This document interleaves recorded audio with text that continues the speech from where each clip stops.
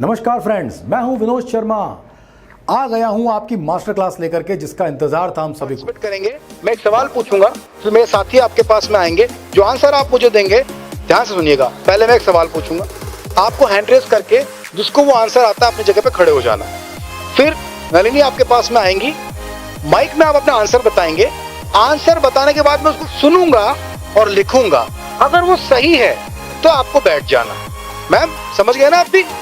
पहले ये आंसर बताएंगे, मैं सुनूंगा, लिखूंगा। इफ इट इज मैचिंग तब उन्हें बैठ जाना है और रैंडमली आपको सेलेक्ट करते जाना है। ठीक है, तो सवाल है क्या?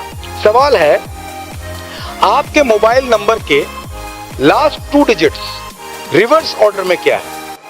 1 1 0 4 0 4 2 3 2 3 6 1 6 1 5 2 5 2 6 6 5 8 5 8 7 7 7 7 7 1 3 1 3 9 1 9 1 1 3 1 3 0 3 0 3 3 0 3 0 3 4 3 4 5 5 5 5 0 5 0 5 9 9 9 2 3 2 3 लास्ट ले लेते हैं 2 4 2 4। सर आ रहा, ज्यादा टाइम नहीं लूंगा मैं आपका। मैं यहाँ खड़ा हो जाता हूँ, अपनी आंखें बंद करके ये टेस्ट देता हूँ कि मुझे ये कितना याद है। आपको 3 काम करने हैं फ्रेंड्स, प्लीज 3 काम। पहला, मेरी मिस्टेक्स को नोट करते जाना। गलती करूंगा नोट कर लेना। दूसरा, मुझे बीच में नहीं बताना, वरना टेस्ट नहीं होगा वो, राइट? बीच में बिल्कुल साइलेंट रहना, गलती नोट करनी है सिर्फ। और तीसरा, जब मैं इसे कंप्लीट कर लूं तो लास्ट में आप मुझे बताएंगे कि मेरे पहली बार में कितने मार्क्स आए। 1 3 0 3 3 0 and 3 0 के बाद that should be okay. It is 3 4 5 5 3 4 5 5 0 5 9 9 2 3 2 4। Thank you friend, thank you. सालों से जिसको दोहरा रहे हो, पक्का याद है। जैसे ही मैंने उसका पैटर्न चेंज कर दिया, बॉडी वही है उसकी, मैंने पैटर्न चेंज किया, उल्टा सुनाना है, आपके ब्रेन ने मना कर दिया, नो ये नहीं कर सकता। लेकिन जब आप ब्रेन साइंस यूज करते हैं तो बनती है हॉलिस्टिक मेमोरी, और इसलिए वो आपको हमेशा याद रहती है और पक्का याद होती है, कहीं से भी पूछो। और मुझे ये लिस्ट इस तरह से याद है कि अगर आप चाहें तो मैं इसे उल्टा भी सुना सकता हूँ, नीचे से ऊपर। चलिए काम करता हूँ, थोड़ा आपके नजदीक आ जाता हूँ और मैं यहाँ बीच में खड़ा हो जाता हूँ। आप इसे मैं ब्रेन में खोलता हूँ और नीचे से ऊपर पढ़ते हैं। देखो यहाँ क्या लिखा है, नीचे से ऊपर यहाँ जो नंबर लिखे हैं वो होने चाहिए, that should be okay, it is 4 2 3 2 9 9 7 4 9 5 2 3 और 2 3 से पहले क्या था, आ जाओ। Okay, it should be, it is 1 1 5 1 3 1। Thank you friends, thank you. Master class, master all exams with brain science, the master class. इसमें आप किसी भी एग्जाम को क्रैक करना सीखेंगे एक ही बार में। किसी भी एग्जाम में मेरिटोरियस बनना सीखेंगे, नंबर बनाना सीखेंगे, वो भी एक साइंस की मदद से। साइंस क्या होता है? देखो, ये मास्टर क्लास है और मैं हो गया आपका मास्टर जी। तो मास्टर जी के पास में कम से कम एक डंडा होना जरूरी होता है। तो डंडा अगर है तो पढ़ाई अच्छे से हो जाती है, यस और नो? तो अब मैं पूरी डंडे के साथ आपकी पढ़ाई कराने वाला हूं। तो इससे पहले कि हम मास्टर क्लास की तरफ बढ़े, पहले डंडे की तरफ बढ़ते हैं। छड़ी, डंडा क्या सिखाता है ये हमको? कभी ये डर का प्रतीक होता है, डंडा है भाई उसके हाथ में, जिसकी लाठी उसकी भैंस। कभी ये सहारे का प्रतीक होता है, हर बुजुर्ग के हाथ में दिखता है। कभी ये अनुशासन का प्रतीक होता है और क्लास में बच्चे इस अनुशासन से शासन करने लायक बन जाते हैं, जीवन में अपने सफल हो जाते हैं, अपने जीवन पर शासन करने लायक। पर इससे मुझे एक प्रेरणा और मिली और मैं आपके बीच में ये प्रेरणा, ये जो लेसन है वो लेकर के आ रहा हूँ। क्या सिखाया इसने? तो चलिए एक एक्सपेरिमेंट करते हैं और जानते हैं आपकी मास्टर क्लास का इस डंडे से क्या लेना देना है, और आपकी लाइफ से भी, आपके एग्जाम से भी, आपकी सक्सेस से भी। हम इसको यहाँ पर बैलेंस करने का खेल खेलेंगे। आपने बचपन में डंडों को बैलेंस किया हाथ पे? किया होगा। एक बार वापस करते हैं, लेकिन आज कुछ बदलाव करेंगे। देखिए, इसके 2 पॉइंट हैं, एक टॉप और एक बॉटम। अब ये जो बॉटम पॉइंट है, ये वाला पॉइंट है और ये टॉप पॉइंट है। हमने बचपन में डंडे बड़े बैलेंस किए हैं इस तरह से, लेकिन आज हम बैलेंस तो करेंगे लेकिन थोड़ा चेंज करेंगे। पहले हम बॉटम पॉइंट की तरफ देख के बैलेंस करेंगे, सिंपल भाषा में नीचे देख के बैलेंस करेंगे। ये उसका नीचे का पॉइंट है, वो ऊपर का पॉइंट है, तो नीचे देखकर हम बैलेंस करेंगे। इसके लिए मैं हाथ की इन 2 फिंगर पर इसको बैलेंस करता हूं, ठीक है? और इस बैलेंसिंग में कुछ छिपा है सीखने के लिए हमारे पास। तो पहले स्टार्ट करते हैं, नीचे देख के बैलेंस करना शुरू करते हैं।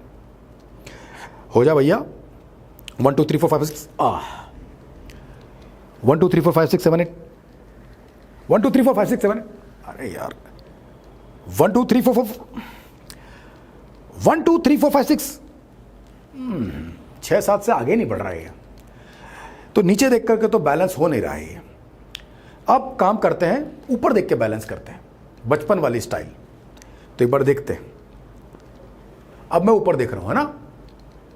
1 2 3 4 5 6 7 8 9 10 11 12 13 14 15 16 17 18 19 20।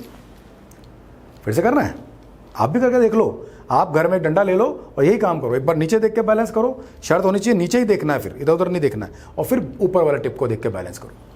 1 2 3 4 5 6 7 8 9 10 11 12 13 14 15 16 17 18 19 20 21। खुद का ही रिकॉर्ड तोड़ दिया मैंने। मैसेज क्या है इसके अंदर?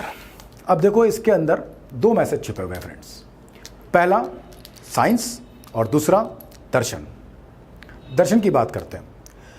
दर्शन कहता है कि जिंदगी ऐसी ही है, बैलेंस करने लायक। जिंदगी को बैलेंस करना होता है, सही बनाना होता है। खट्टा भी होता है, मीठा भी होता है, सफलता भी होती है, असफलता भी होती है, लर्निंग भी होती है, फॉरगेटिंग भी होती है, बहुत कुछ होता है। तो बैलेंस करना होता है लाइफ को। और जिंदगी जब हम बैलेंस करते हैं तो दो तरीके हैं, या तो ऊपर देख के बैलेंस करें या नीचे देख के बैलेंस करें। तो जिंदगी में अगर आप जिंदगी को नीचे देखते रहोगे हमेशा, तो वो बैलेंस नहीं होगी। और वही अगर आप ऊपर देखोगे तो बैलेंस हो जाएगी। यानी लाइफ में कभी नीचे नहीं देखना चाहिए। हो गया जो हो गया, बीत गया जो बीत गया, हमेशा ऊपर देखो, हमेशा बड़ी सोच रखो, हमेशा पॉजिटिव सोचो। अब साइंस की बात करते हैं। साइंस क्या है इसमें? देखिए, जब हम इसको बैलेंस कर रहे थे, तो हम जब नीचे देख रहे थे तो हमारा जो देखने का दायरा था वो बहुत छोटा था। यानी कि ब्रेन प्रेडिक्ट नहीं कर पा रहा था इसकी प्रॉपर बैलेंसिंग को, क्योंकि हम बहुत छोटे दायरे में देख रहे थे। और एक तरीका था ये, लेकिन वो गलत तरीका था। उस गलत तरीके की वजह से काम करने के बावजूद भी, एफर्ट्स के बावजूद भी सक्सेस नहीं मिल रही थी। हम में से कई लोग एग्जाम्स देते हैं, तैयारियां करते हैं, एफर्ट्स डालते हैं, दिन रात पढ़ते हैं, रोज कहते हैं यार मैं तो रोज 8 घंटों मेहनत कर रहा हूं, सक्सेस नहीं मिल रही। लेकिन जैसे ही ऊपर देखा, यानी तरीका बदल दिया, गलत को सही तरीके में बदला, साइंटिफिक तरीका इस्तेमाल किया, जहां पर प्रेडिक्शन का दायरा बढ़ गया ब्रेन का, और ब्रेन ने इसको बेटर बैलेंस किया। यानी अगर आप अपनी पढ़ाई कर रहे हैं या लाइफ में सक्सेस के लिए कोई भी तैयारी कर रहे हैं, तो सिर्फ एफर्ट काफ़ी नहीं है, एफर्ट का राइट डायरेक्शन काफ़ी है, वो भी ज़रूरी है। एफर्ट सही डायरेक्शन में होने चाहिए, उसका साइंस पता होना चाहिए, तरीका साइंटिफिक होना चाहिए, तरीका नया और तरीका इनोवेटिव होना चाहिए। ऐसा होगा तो आप लाइफ, पढ़ाई, सक्सेस बेटर बैलेंस कर पाएंगे। यहां तक तो हो गई बात, समझ में अच्छे से आ गई। अब आगे बढ़ते हैं। Master class with brain science. तो यहां से अब हम शुरू करते हैं हमारी आज की पढ़ाई। मास्टर जी के डंडे की जगह हाथ में है पेन। बहुत जरूरी बात समझाने जा रहा हूं। आप स्क्रीन पर देख रहे हैं और एक लिखा हुआ है, why do some people climb mountains. यानी कि कुछ लोग पर्वत चढ़ जाते हैं। इस पूरी फ्रेज में सबसे इंपॉर्टेंट वर्ड आपको कौन सा लग रहा है? Why do some people climb या माउंटेन्स। कुछ लोग कहेंगे देखो भैया माउंटेन होना चाहिए पहले, यानी मंजिल दिखेगी तो ही तो चढ़ेंगे, मानता हूं। कुछ लोग कहेंगे क्लाइंबिंग इंपॉर्टेंट है, एफर्ट डालेंगे तभी तो सक्सेसफुल होंगे, मानता हूं। लेकिन मेरी नजर में सबसे इंपॉर्टेंट वर्ड है इसके अंदर सम। पर्वत तो आपके आसपास होंगे ही, माउंट एवरेस्ट तो वहीं है, सालों से वहीं है। कुछ लोग चढ़ते हैं, चढ़ हर कोई सकता है। आप चाहें तो आप भी चढ़ सकते हैं, आप चाहें तो आप भी आईएएस बन सकते हैं, आप चाहें तो आप भी एनडीए क्लियर कर सकते हैं, आप चाहें तो आप भी मेरिटोरियस हो सकते हैं, आप चाहें तो आप भी सक्सेसफुल हो सकते हैं, आप चाहें तो आप सुपर सक्सेसफुल हो सकते हैं। लेकिन चाहे तो हर कोई कर सकता है, लेकिन करते कुछ लोग हैं, सम पीपल। माउंट एवरेस्ट आप भी चढ़ सकते हैं, मैं भी चढ़ सकता हूं, ये भी चढ़ सकते हैं, हर कोई चढ़ सकता है। हिलेरी तेंजिंग भी चढ़ सकते थे, चढ़ गए। आप चढ़ सकते हैं, हम चढ़ सकते हैं, पर हम चढ़ते नहीं हैं। कुछ लोग वो करते हैं, जो मंजिल सबको दिख रही होती है उस मंजिल को हासिल कुछ लोग करते हैं। वो 1% लोग ही होते हैं।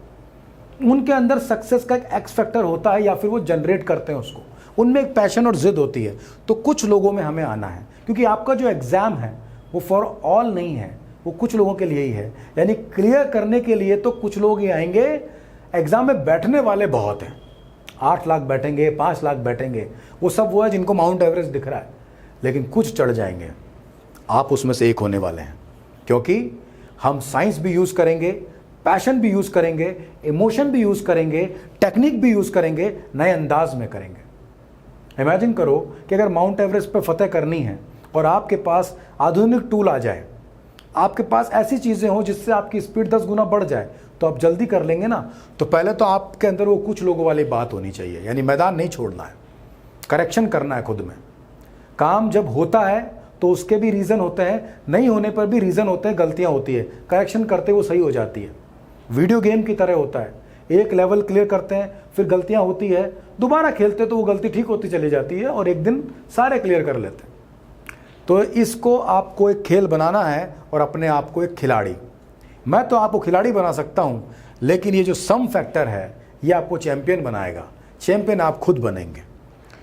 शक्ति इसे कहता हूं मैं, SHAKTI, शक्ति। नॉर्मली शक्ति क्या होता है? अरे भाई, जिंदगी में कुछ करना तो शक्ति होनी चाहिए, शक्ति प्रदर्शन किया जाता है, इतनी शक्ति हमें देना दाता। आज तो कुछ शक्ति नहीं है शरीर में, यानी जीवन जीने के लिए शक्ति की ज़रूरत है। तो एक शक्ति तो वो शक्ति हो गई आपकी पावर, आपकी एनर्जी, ऊर्जा, लेकिन एक शक्ति सफलता की भी है, और मैं इसी क्लास में आपको पहले ये शक्ति समझाऊंगा। शक्ति, SHAKTI, S for skills, H for habits, A for attitude, K for knowledge, T for time management and I for intelligence। लोग जो जल्दी सफल हो सकते हैं, लोग जिनमें खासियत होती है दुनिया के 1% लोगों में आने की, लोग जिनको देखकर दुनिया प्रेरित होती है, उत्साहित होती है, उनमें यह शक्ति होती है। आप अपने एग्जाम की तैयारी से पहले शक्ति विकसित कर लीजिए। इस शक्ति के अलग अलग, ये एक एब्रिविएशन है, इसके अलग अलग मीनिंग है, फुल फॉर्म्स हैं। इसमें सबसे पहले हमारे लिए ज़रूरी है A फॉर एटीट्यूड, यानी इरादा। इच्छा और इरादे में फ़र्क होता है। इच्छा का सौदा हो सकता है, इरादे का सौदा नहीं हो सकता है। और जब भी दबाव पड़ता है ज़िंदगी में, इच्छाएं कमज़ोर पड़ जाती है, इरादे और मजबूत हो जाते हैं।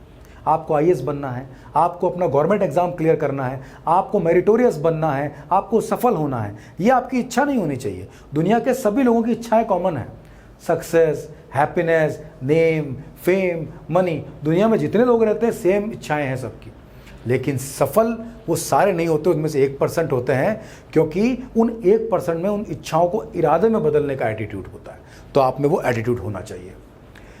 उसके बाद जैसे आपने इरादा कर लिया, अब तो IAS बन के रहूँगा, साहब सीख गया, मज़ा आ गया, अब तो मैं मतलब पहाड़ चढ़ जाऊँगा, मैं सफल बन के रहूँगा, ये जिद आपने कर ली, इरादा मजबूत कर लिया, गलतियाँ सुधारने के अंदर आपने अपने आप को तैयार कर लिया। उसके बाद क्या है?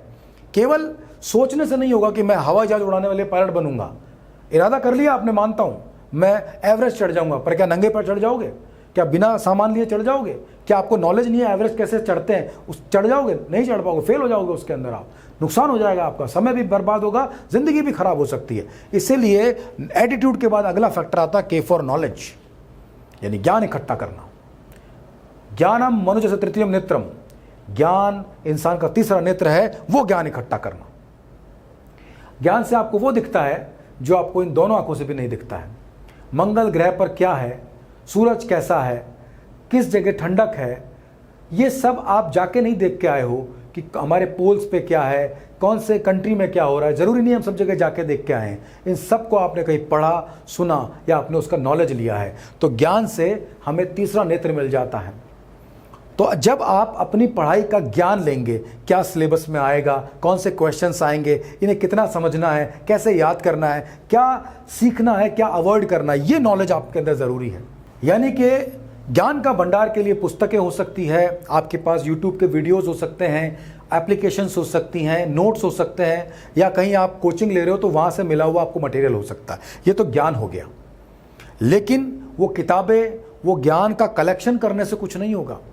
इस दुनिया में हर एक इंसान को ये ज्ञान है, ये बोध है, ये नॉलेज है कि एक्सरसाइज करने से बॉडी हेल्दी होती है। सबको ये पता है योग करना अच्छा होता है, सबको ये पता है सुबह मॉर्निंग वॉक में जाना अच्छा होता है। आप में से कितने लोगों को ये बात पता है कि मॉर्निंग वॉक सुबह जाने से हेल्दी होती है, हमारी बॉडी हमारी हेल्थ के लिए अच्छा है? सबको पता है ना, पर कितने लोग जाते हैं? तो केवल नॉलेज होने से कुछ नहीं होता। हर आदमी जानता है सिगरेट पीना स्वास्थ्य के लिए हानिकारक है, ये नॉलेज तो उसके डब्बे पर ही लिखी हुई है। हर आदमी जानता है कि फास्ट फूड ज़्यादा खाने से क्या नुकसान होगा, यानी हमारे जीवन के लिए अच्छा क्या है बुरा क्या है इसकी नॉलेज है, फिर भी जीवन में बुरा ही बुरा हो रहा है। उसका कारण है केवल नॉलेज नहीं, उस नॉलेज को हैबिट में बदलना पड़ेगा। जो सही नॉलेज आपको मिली है, अगर आपको किताब मिली है तो आपको रोज नोट्स पढ़ने की, उसको रिवाइज करने की, उस पर टेक्निक्स यूज करने की, अपनी लर्निंग को अच्छा करने की, अपनी डेली स्वाध्याय करने की, सेल्फ स्टडी करने की हैबिट होनी चाहिए। सुबह मॉर्निंग वॉक में जाने की हैबिट होगी तो वो मॉर्निंग वॉक फायदा करेगी। तो habit is the important thing. इसका फॉर्मूला दे रहा हूं, ध्यान सुनिएगा। 7, 21, 90, 180। 7 दिन में हम अपने इच्छा और इरादे को नॉलेज के साथ जोड़ करके एक मन बनाते हैं कि अब ये रेगुलर करेंगे हम। जैसे पहले 7 दिन आपने मॉर्निंग वॉक पे जाना स्टार्ट किया, दुविधाएं 8वें दिन से आना शुरू होती हैं। उसके बाद अगर आपने 21 दिन तक उसे कर लिया, हर थकान के बावजूद, हर आलस के बावजूद करते चले गए, तो 21वें दिन हैबिट फॉर्म हो जाएगी। यानी कि 22वें दिन से आपको वो थकान नहीं होगी, आपको वो जाना बुरा नहीं लगेगा, आपके अंदर आलस आना बंद हो जाएगा। यानी अगर आप अपनी पढ़ाई कर रहे हैं, आईएएस बनना, नोट्स रेडी हैं आपके, तो पहले 7 दिन आप में जोश होता है।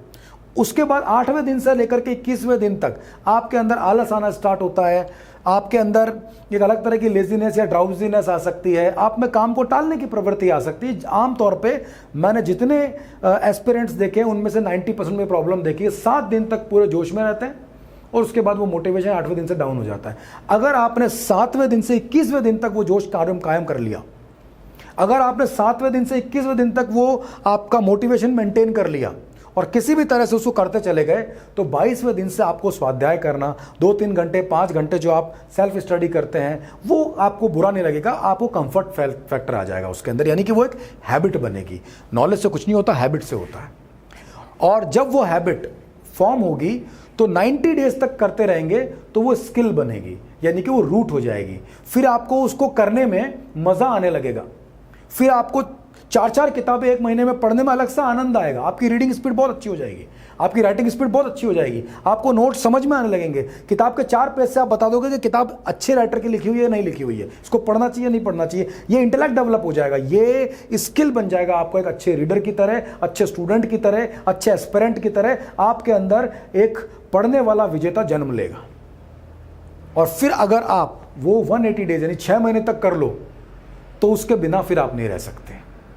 यानी कि 180 डेज तक अगर आपने अपनी नॉलेज को हैबिट के साथ जोड़ लिया तो 6 महीने बाद आपसे रहा नहीं जाएगा कि आप 5 घंटे पढ़ नहीं रहे हैं, आपसे रहा नहीं जाएगा कि आप स्वाध्याय नहीं कर रहे हैं। यानी वो चैंपियन आपके अंदर परमानेंट हो जाएगा।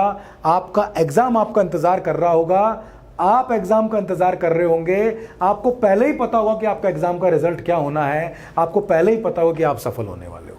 तो ये 6 महीने का खेल है बंधुओं, लग जाओ इसके अंदर।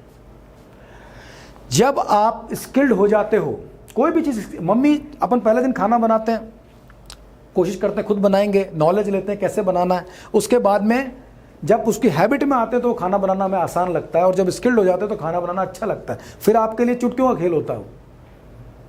तो वो जो स्किल्स हैं, जैसे कुछ लोग जिम जाते हैं, एक्सरसाइज करते हैं, जो 6 महीने चले जाते हैं उनसे फिर जिम जाए बगैर नहीं रहा जाता है, वो हैबिट हटती नहीं है उनकी। तो ये हैबिट फॉर्मेशन का एक बहुत अच्छा तरीका है। हैबिट को डिलीट करना, आप मान लो आपको कोई बुरी आदत छोड़नी, उसका भी तरीका यही है। पहले 7 दिन पूरी तरह से ताकत लगाओ, फिर 21 दिन तक उसे मत करो, उसमें कंफर्टेबल हो जाओगे, फिर आप 3 महीने तक उसे मत करो, वो हैबिट डिलीट होना शुरू हो जाएगी, और 6 महीने बाद आपको उसकी ज़रूरत ही नहीं है। यानी आप अगर आप में कोई ख़राब हैबिट है किसी भी तरह की, सिगरेट पीने की, लिकर की, या कोई भी XYZ, और आप उससे बाहर निकलना चाहते हो, किसी इंसान से लेकर के किसी चीज़ को, किसी बुरी आदत को, किसी बुरे घटना को भूलना चाहते हो, तो ये एक तरीका है। ये फॉर्मेशन का तरीका भी है और डिफॉर्मेशन या फिर डिलीट का तरीका भी है। बताइए ना, बढ़िया बात, नोट कर लो भैया। अब आता है T फॉर टाइम मैनेजमेंट। जब आप स्किल्ड होते हो तो जो टाइम पहले लग रहा था वो मैनेज हो जाता है। जैसे कि आजकल आप दिन भर में क्या करते हो, आपको पता रहता है। मम्मी कैसे करती है, सुबह 15 मिनट में खाना बना देंगी, 1 घंटे के अंदर कपड़े हो जाएंगे, 9 बजे तक सारा घर सेट कर लेगी। तो ये टाइम मैनेज हो गया क्योंकि स्किल्ड है इसलिए।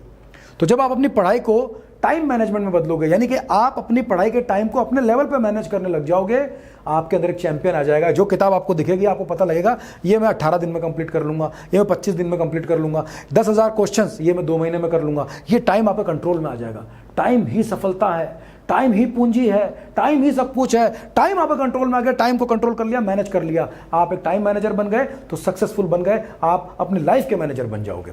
तो फिर जो जिसमें 10 घंटे लग रहे थे उसमें 5 घंटे लगेंगे, उस 5 घंटे में साइंस लगा दी, ब्रेन साइंस जो हम सिखाते हैं, तो उसमें 2 घंटे लगेंगे, 1 घंटे बिल्कुल कम हो जाएगा। तो ये टाइम मैनेजमेंट हो गया। जब आप कार चलाने में स्किल्ड हो जाते हो तो 100 किलोमीटर की दूरी आपकी 2 दिन पैदल में होती है, वो कार से 2 घंटे में हो जाती है, क्योंकि आप स्किल्ड हो गए तो टाइम मैनेज हो गया। तो आपको पता है कितनी देर में जाकर आना है। अब ये टाइम मैनेज हो जाता है, यानी अगर आप किसी काम को कम टाइम में या अपने टाइम के अनुसार अपनी मर्जी से कर सकते हो तो फिर आप इंटेलिजेंट हो और आप में इंटेलिजेंस डेवलप हो जाती है। इस दुनिया में सफल लोग कौन है? सारे सफल लोग, चाहे वो प्राइवेट बिजनेस कर रहे हैं, चाहे वो आईएएस ऑफिसर्स हैं, चाहे वो पॉलिटिशियंस हैं, चाहे वो देश के प्रधानमंत्री क्यों ना हो, और चाहे वो कोई बहुत बड़े राइटर हैं, बॉलीवुड सेलिब्रिटी, कोई भी है जो सुपर सक्सेसफुल है। सुपर सक्सेसफुल बहुत कम लोग होते हैं। जो सुपर सक्सेसफुल है उन सब में एक कॉमन बात है, वो सब इंटेलिजेंट है, वो अपने दिमाग को कंट्रोल करके चलते हैं, उनमें ये शक्ति होती है। आई थिंक आपको ये शक्ति समझ में आ गया है, ये शक्ति आपको अच्छे से मज़ा आ गया है इसके अंदर। तो ये शक्ति आपके अंदर डाल लीजिए और शुरू करते हैं इस शक्ति से हमारी आज की मास्टर क्लास के वो टॉपिक जिसका आप वेट कर रहे हैं, वो 5 मेथड जो जीके, जीएस या गवर्नमेंट एग्जाम की तैयारी को आसान बनाएंगे। तो पहले तो क्या किया आपने? शक्ति डेवलप की, उसमें इनोवेशन, उसमें इंटेलिजेंस, उसमें साइंस, उसमें ब्रेन साइंस अब डालना शुरू कर देते हैं। लक्ष्य होना चाहिए। हमारा लक्ष्य क्या है? इस मास्टर क्लास का लक्ष्य क्या है? पढ़ाई का टाइम बढ़ा करके एग्जाम क्लियर करना या अच्छे मार्क्स लाना तो हर कोई एडवाइस करता है, हर कोई सिखाता है। पढ़ाई का टाइम घटा करके अच्छे मार्क्स कैसे लाएं? क्योंकि मैं हमेशा कहता हूं कि आप एक रेस में दौड़ रहे हैं। अगर आप दूसरों की तरह दौड़ते रहोगे तो ज़्यादा तेज़ दौड़ने वाला, जो पहले से आ गई है वो दौड़ने वाला, या जो आपसे ज़्यादा समय तक दौड़ रहा है वो हमेशा आगे रहेगा। लेकिन अगर आप दौड़ने वालों से अलग हो जाएं, आप कार ले आओ, आप बाइक ले आओ, अब आपका कंपटीशन दौड़ने वालों के साथ खत्म हो जाएगा। Either you be the better of the best or you be the different from the rest. या तो सबसे आगे हो जाओ या सबसे डिफरेंट हो जाओ। तो अच्छा तरीका क्या है? ब्रेन साइंस कहता है डिफरेंट हो जाओ। हमें दौड़ने वालों की परवाह ही नहीं है। दौड़ने वाला अपने से तेज दौड़ने वाले से कंपटीशन करेगा। आपके पास कार है, आपके पास इंजन है, आपकी स्पीड ऑलरेडी 100 किलोमीटर की चल रही है, वो ज़्यादा से 30, 35, 40 किलोमीटर तक दौड़ेगा। कोई रात को भी दौड़ेगा, लेकिन आपसे पीछे रहेंगे क्योंकि आप विज्ञान का इस्तेमाल करने वाले हो। विज्ञान समय को बचाता है। वैज्ञानिक दृष्टिकोण समय की और प्रयासों की बचत करता है। ये कॉमन सेंस की बात है, आपने मेरे उसमें भी देखा होगा।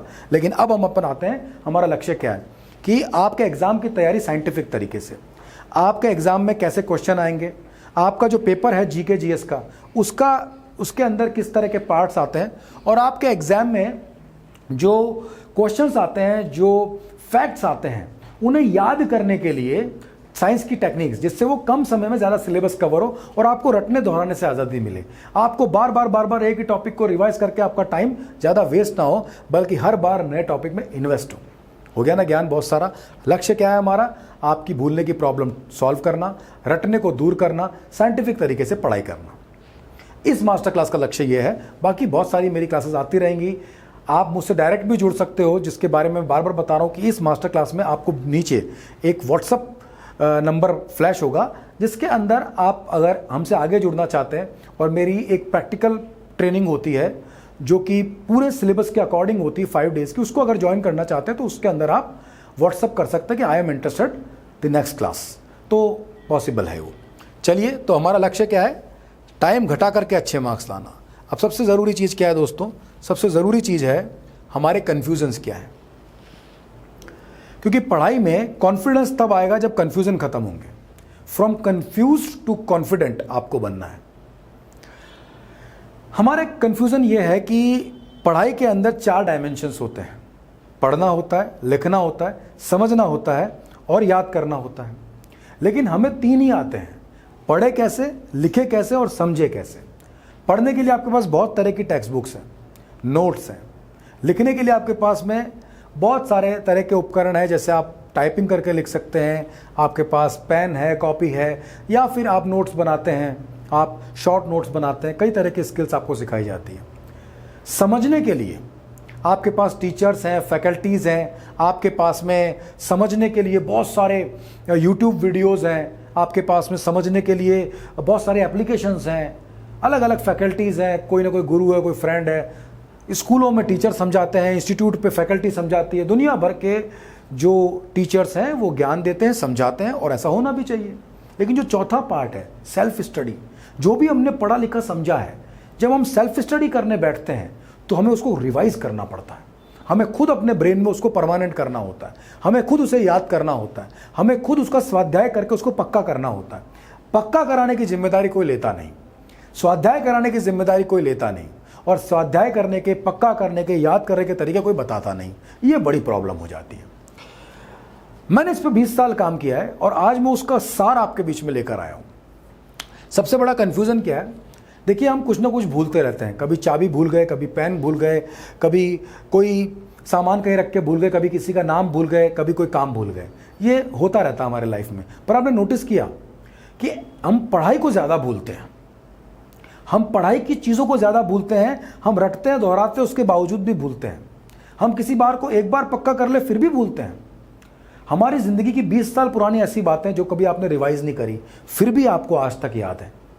वो अच्छी मेमोरीज भी हो सकती है और बुरी भी। और पढ़ाई में 4 दिन पहले न्यूज़पेपर की हेडलाइन क्या थी मालूम नहीं, 4 दिन पहले किताब के अंदर वो पैराग्राफ में क्या लिखा था मालूम नहीं।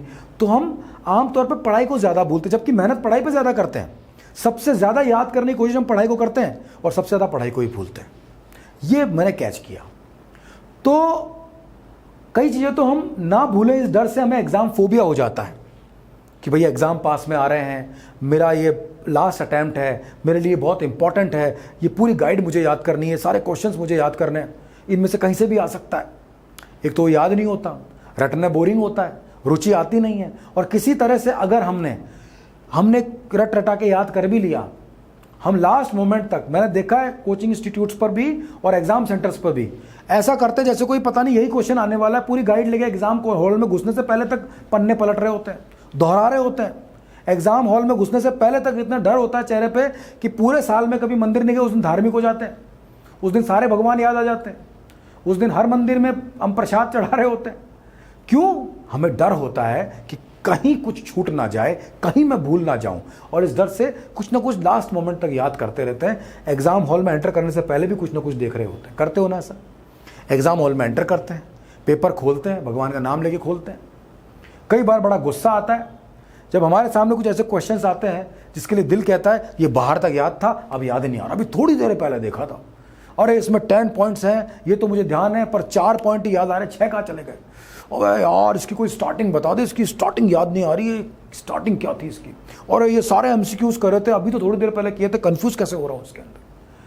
फॉर्मूलाज याद नहीं आ रहे हैं, डायग्राम की लेबलिंग याद नहीं आ रही है, न्यूमेरिकल वैल्यूज याद नहीं आ रही है, हिस्ट्री के डेट्स याद नहीं आ रही, कुछ ना कुछ भूल जाते हैं। और ये जो भूलना है, यही आपके एग्जाम का फेलियर तय करता है, और अगर आप ना भूले एग्जाम के अंदर तो आपकी सक्सेस तय करता है। लोग सफल कब होते हैं? जो उनको क्लासरूम के बाहर आता था, वो अगर क्लासरूम के अंदर भी आता है तो वो सफल हो जाते हैं। क्लासरूम के अंदर जो मिस्टेक्स होती है, गवर्नमेंट खुद ये मान के चलती है कि अगर 100 मार्क्स का पेपर है तो 65% कट ऑफ मार्क्स है, 70% कट ऑफ है, 50% कट ऑफ है। क्यों मान रही है वो खुद मानती है कि इतना उनको याद नहीं आने वाला है। अगर 100 मार्क्स का पेपर है तो 30% बच्चा भूलेगा ही, या उसमें वो मिस्टेक करेगा, वो मान रही है। अगर वो 100 की जिद करके बैठ जाए तो एक भी सिलेक्शन नहीं होगा फिर तो।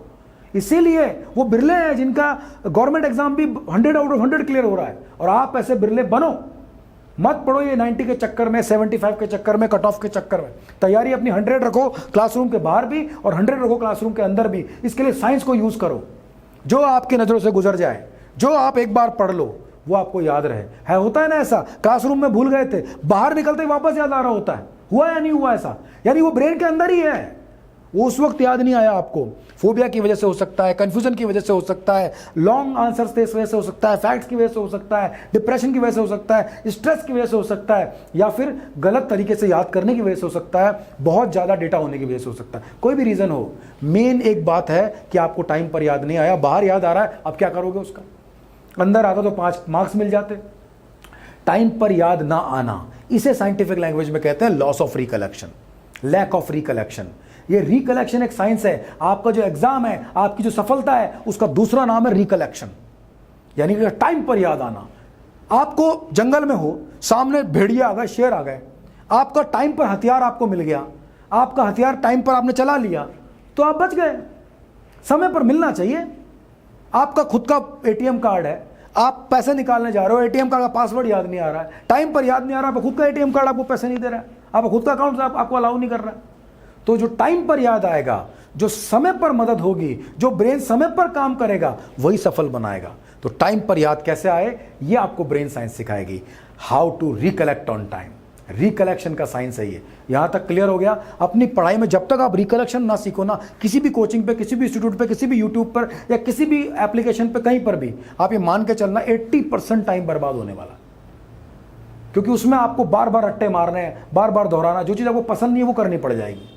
कैसा हो कि आपको पढ़ाई करना पसंद आने लगे, पढ़ाई इंजॉय करें आप। इसमें दो फैक्टर है दोस्तों। एक, स्टूडेंट, एक बचपना आपके अंदर होना चाहिए। वीडियो गेम खेलने जैसी जो ललक होती है वो पढ़ाई में कैसे आएगी, उसके लिए पहले तो आपको अंदर एक बचपना होना चाहिए, दूसरा आप में जिद होनी चाहिए, और तीसरा आपके पास में साइंस होना चाहिए, जो मैं देता हूँ आपको। दो बातें बताऊंगा, लेफ्ट ब्रेन और राइट ब्रेन। ब्रेन आपका एक ही है पर फंक्शन दो हैं इसके। हमारा अगला टॉपिक है पढ़ाई कौन करता है, ब्रेन करता है। तो ब्रेन साइंस पहले ब्रेन को समझाने का काम करता है। मेरे पीछे आप देख रहे हैं लेफ्ट और राइट। आपका ब्रेन जब पढ़ाई कर रहा है, जब एग्जाम की तैयारी कर रहा है, तो ये दोनों ब्रेन अपना अपना काम कर रहे हैं। लेफ्ट ब्रेन लॉजिकल मेमोरी को स्टोर करता है और लॉजिकल होता है नेचर में, लेफ्ट ब्रेन लॉजिकल ब्रेन। और राइट ब्रेन क्रिएटिव होता है और साथ साथ में विजुअलाइज करना जानता है। वैसे तो इनके कई अलग अलग फंक्शन हैं। इसके अंदर लीनियर भी होता है, कंप्यूटेशन भी होता है और फैक्ट्स भी होते हैं। और राइट ब्रेन के अंदर क्रिएटिविटी भी है, विजुअल भी है, इमोशन भी है। बट जो आज की मास्टर क्लास है उसके अकॉर्डिंग मैं आपका समय बचाते हुए मेजर फीचर पे आते हैं। आपकी पढ़ाई के अंदर दो पार्ट होते हैं, एक होता है लॉजिक, दूसरा होता है फैक्ट। लिख लीजिए इसको। लॉजिक मतलब वो टॉपिक जिसको समझने के बाद दोहराने की जरूरत नहीं है। जैसे कि मैथमेटिक्स है, समझने में ज़्यादा टाइम लगता है और रटने में कम, क्योंकि रटना पड़ता ही नहीं उसको। फिर उसकी कमाल की बात यह है कि जो आप अपने सेल्फ स्टडी में या क्लासरूम में जो वैल्यूज़ के ऊपर आप प्रैक्टिस कर रहे हो, एग्जाम में वैल्यूज़ बदल के आएगी, क्योंकि वहाँ आपके समझ का टेस्ट है, आपके लॉजिक का टेस्ट है। और जो फैक्ट है, देखो मैं सिंपल भाषा में समझा देता हूँ।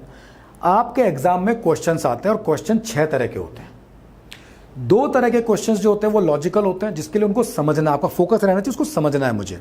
और जो 4 तरह के क्वेश्चन है वो होते हैं फैक्चुअल, जहां आपका फोकस होना चाहिए कि उनको याद करना है। तो लॉजिक में समझ विकसित करनी है, उसको भी विजुअलाइज करना है, उसमें भी क्रिएटिव होना है और समझे हुए पार्ट की प्रैक्टिस करनी है। और जो फैक्ट्स हैं उसके अंदर उसको विजुअलाइज करने के साथ साथ याद करने के लिए आपको उसमें टेक्निक लगा करके उसका रिविजन करना है। समझ में आ गया ये? अब मैं क्वेश्चंस बताता हूँ कौन कौन से होते हैं। हमारे राजस्थान में तो जब गवर्नमेंट एग्जाम होते हैं तो नकल पकड़ने के लिए अलग से उड़नदस्ते आते हैं। नकल रोकने के लिए सरकार बजट बनाती है, नकल रोकने के लिए, चीटिंग को रोकने के लिए, कॉपी जो पहले से पेपर आउट हो रहा है, इन सबको कंट्रोल करने के लिए उसके निरोधक दस्ते बनते हैं। बहुत पैसा खर्च करते हैं। नकल करता क्यों है आदमी? मैं आपको वो सीक्रेट बता रहा हूँ। अगर वो गवर्नमेंट तक पहुँच जाए और गवर्नमेंट थोड़ा सा वो कर ले तो करोड़ों रुपये बचेगा और कोई भी बच्चा नकल करेगा ही नहीं। उसको ये बात समझ में आ जाएगी। नकल क्यों करते हो?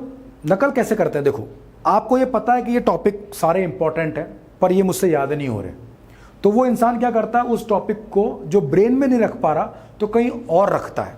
जैसे कि उसके खर्रे फर्रे बना लेता है, उसे कहीं छुपा लेता है, कोई जुगाड़ करके एग्जाम टाइम में बुक ओपन कर लेता है। यानी उसको पता है कि ये टॉपिक है और ये आ सकता है, और ये बहुत सारे टॉपिक्स हैं पर वो याद नहीं हो रहे, वो रिटेन नहीं हो रहे, वो समझ नहीं आ रहे, वो ब्रेन में परमानेंट नहीं हो रहे। तो इस वजह से इंसान को जो पहले से ये तो पता है कि यही सिलेबस है मेरा, पर वो सिलेबस ब्रेन में नहीं रख पा रहा है, इस वजह से उसे कहीं और रख करके नकल का जुगाड़ बनाता है। राइट?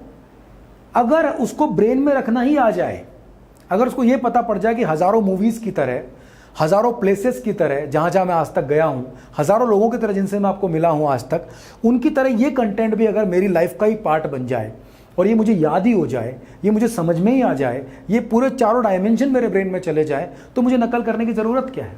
अगर आपका एग्ज़ाम बाहुबली मूवी पे आ जाए, आपका एग्ज़ाम बागबान मूवी पे आ जाए, हम आपके कौन पे, या कोई भी सुपरहिट मूवी धूम वगैरह किसी पे भी आ जाए, तो आपको तैयारी कैसे करनी, मूवी देख के, और आपको कॉन्फिडेंस रहेगा मैं कर लूँगा। लिखना आपको आता है, पढ़ना आपको आता है, समझ के आए हो, याद हुआ नहीं तो आपने रट करके उसको रिटेन करने की कोशिश करी। लेकिन अगर वो रिटेंशन का टेक्निक आपको मिल जाए, रिकलेक्शन का मिल जाए, तो वो याद रहेगी आपको चीज़, फिर आपकी मेहनत सही डायरेक्शन में होगी। ये छोटी सी बात समझ जाए तो किसी को नकल नहीं करनी पड़ेगी। यानी साइंस ऑफ रिकलेक्शन पढ़ाई के साथ जोड़ दिया जाए तो नकल की प्रॉब्लम खत्म, क्योंकि नकल की ज़रूरत ही नहीं है। क्वेश्चन कहीं से भी आए वो याद है उसका आंसर। ब्रेन में रखना सीखना है बुक को। लेफ्ट ब्रेन लॉजिक को स्टोर करता है, राइट क्रिएटिविटी का सपोर्ट करता है, और फैक्ट्स आपको लेफ्ट ब्रेन में स्टोर होते हैं। फैक्ट्स आपको समझने के बाद में याद रखने के लिए रिटेन करने पड़ते हैं। अगर आप उसको बार बार सुन करके ऑडियो कर रहे हो तो राइट ब्रेन का सपोर्ट आता है वहाँ पर। लेफ्ट ब्रेन आपका ऑडियो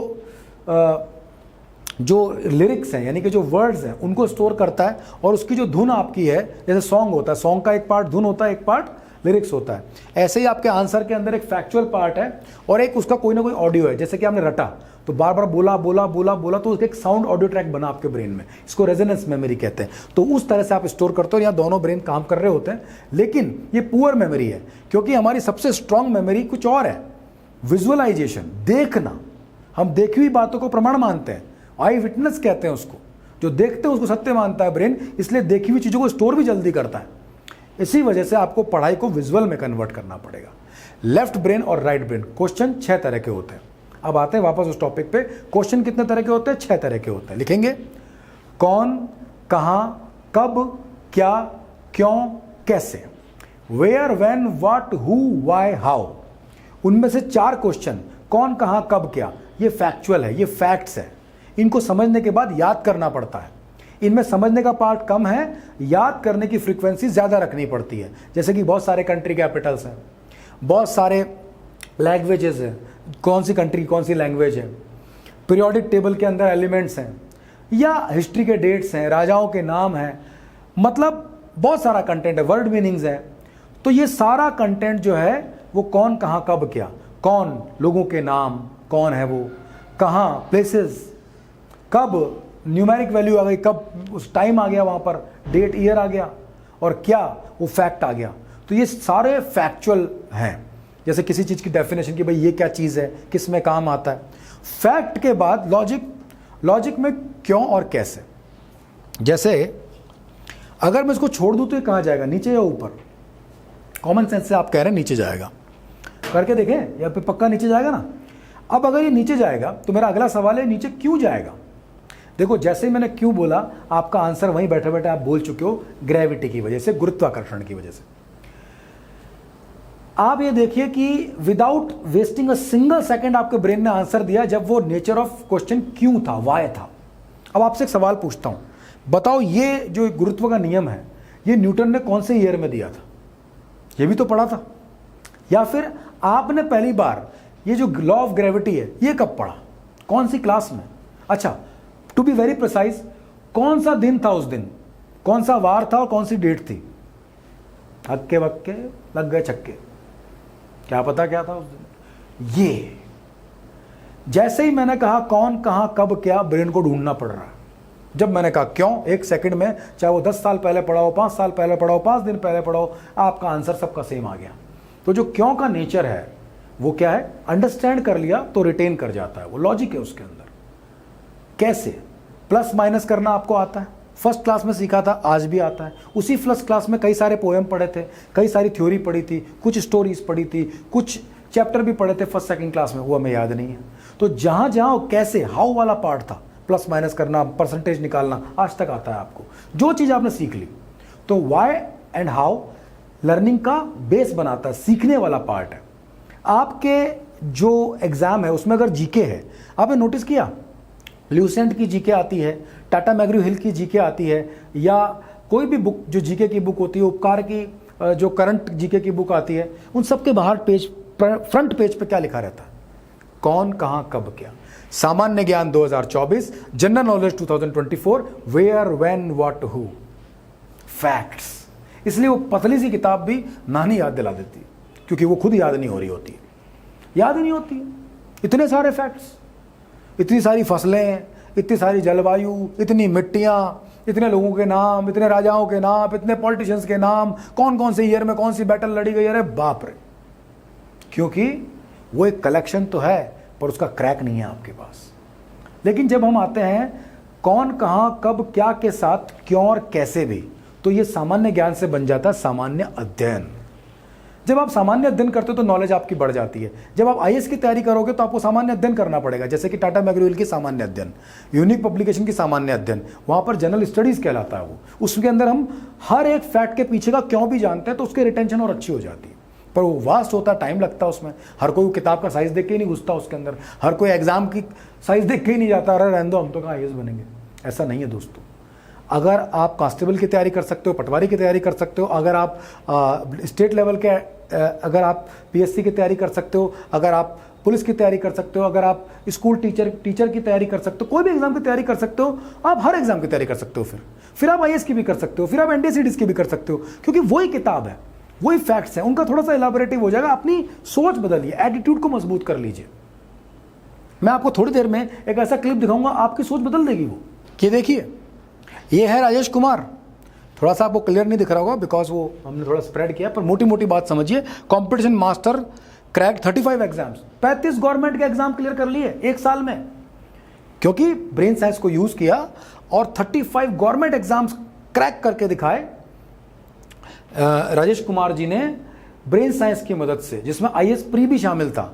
और एक गजब की बात है कि वो पेशे से बिजनेसमैन है, उनको जॉब चाहिए नहीं थी, केवल आप जैसे लोगों को, हम जैसे लोगों को इंस्पायर करने के लिए, कि एक साल में एक यूनिक पब्लिकेशन की बुक को ब्रेन साइंस से पढ़ा, एक जीके की किताब को पढ़ा, विजुअलाइज करके, टेक्निक करके उसको रिटेन किया, सीधा एग्जाम देने गए कि क्या होता है। कमाल रिजल्ट आया, जब खुद ही चक्कर आ गया, अरे सारे क्लियर। जो इनकी एज के हिसाब से एलिजिबल एग्जाम्स थे उनमें बैठे 35। सीडीएस भी था उसके अंदर, आईएएस प्री भी था उसके अंदर, स्टेट लेवल एग्जाम भी थे, एसएससी भी था, बैंक पीओ भी था, जो पॉसिबल थे उनमें बैठे, क्लियर कर लिए। अब सोचिए दोस्तों, इन्हें नौकरी नहीं चाहिए तो 35 एग्जाम क्लियर कर लिए, अपने को तो चाहिए। हमें तो वास्तव में हमारा लक्ष्य है, हमें तो एक एग्जाम क्लियर करना है। तो दोस्तों, ब्रेन साइंस बहुत पावरफुल चीज़ है। आपका एक पॉजिटिव एटीट्यूड और ब्रेन साइंस की साइंस मिल जाए तो आप इस लाखों लोगों कॉम्पिटिशन से अलग हो जाओगे, पहली बार में क्रैक कर लोगे। टॉपिक पे वापस आते हैं। लेफ्ट ब्रेन लॉजिकल होता है, तो जब हम पढ़ाई करते हैं तो समझते हैं, तो समझने का काम लेफ्ट ब्रेन कर रहा होता है। उसके बाद में उसे याद करने की कोशिश करते हैं, जिसके लिए राइट ब्रेन का सपोर्ट चाहिए होता है। अनफॉर्चुनेटली पढ़ाई करते वक्त हम कोई क्रिएटिविटी नहीं करते। जैसे आप वीडियो गेम खेलते हो, कभी खेला होगा आपने, तो उसमें भी तो अलग अलग लेवल आते हैं। एक लेवल क्लियर करोगे दूसरा आएगा, दूसरा क्लियर करोगे तीसरा आएगा। डायरेक्ट कभी कोई बड़ा लेवल नहीं आता उसके अंदर। यानी आपको वीडियो गेम को समझना भी है, उसकी मास्टरी भी करनी है, तभी लेवल क्लियर होंगे। उसमें मज़ा भी आता है और कर भी लेते हैं। कोई ट्यूशन नहीं जाते, कोई कोचिंग नहीं जाते, कोई गाइड नहीं पढ़ते, कोई उसका क्रैक नहीं ढूंढते, खुद ही कर लेते हैं, क्योंकि वहाँ ब्रेन क्रिएटिवली यूज हो रहा होता है। दुनिया के जितने भी आविष्कार हैं वो तभी हो पाए जब लॉजिक भी इस्तेमाल हुआ और क्रिएटिविटी भी। हर आविष्कारक ने पहले क्रिएटिविटी से इमेजिन किया कि क्या आविष्कार करना है, किसकी ज़रूरत है, कैसे हो पाएगा, वो क्या बनेगा, वो विजुअलाइज किया। उसके बाद उसके लॉजिक ढूंढ के, उसका साइंस ढूंढ के उसको इन्वेंट कर दिया। हर एक आविष्कारक क्रिएटिवली लॉजिकल पर्सन है।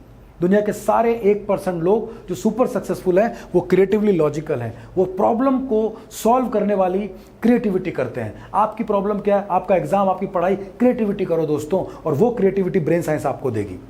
तो लेफ्ट ब्रेन की लॉजिक और राइट ब्रेन की क्रिएटिविटी को मिला दें तो बनता है left plus right extended brain power.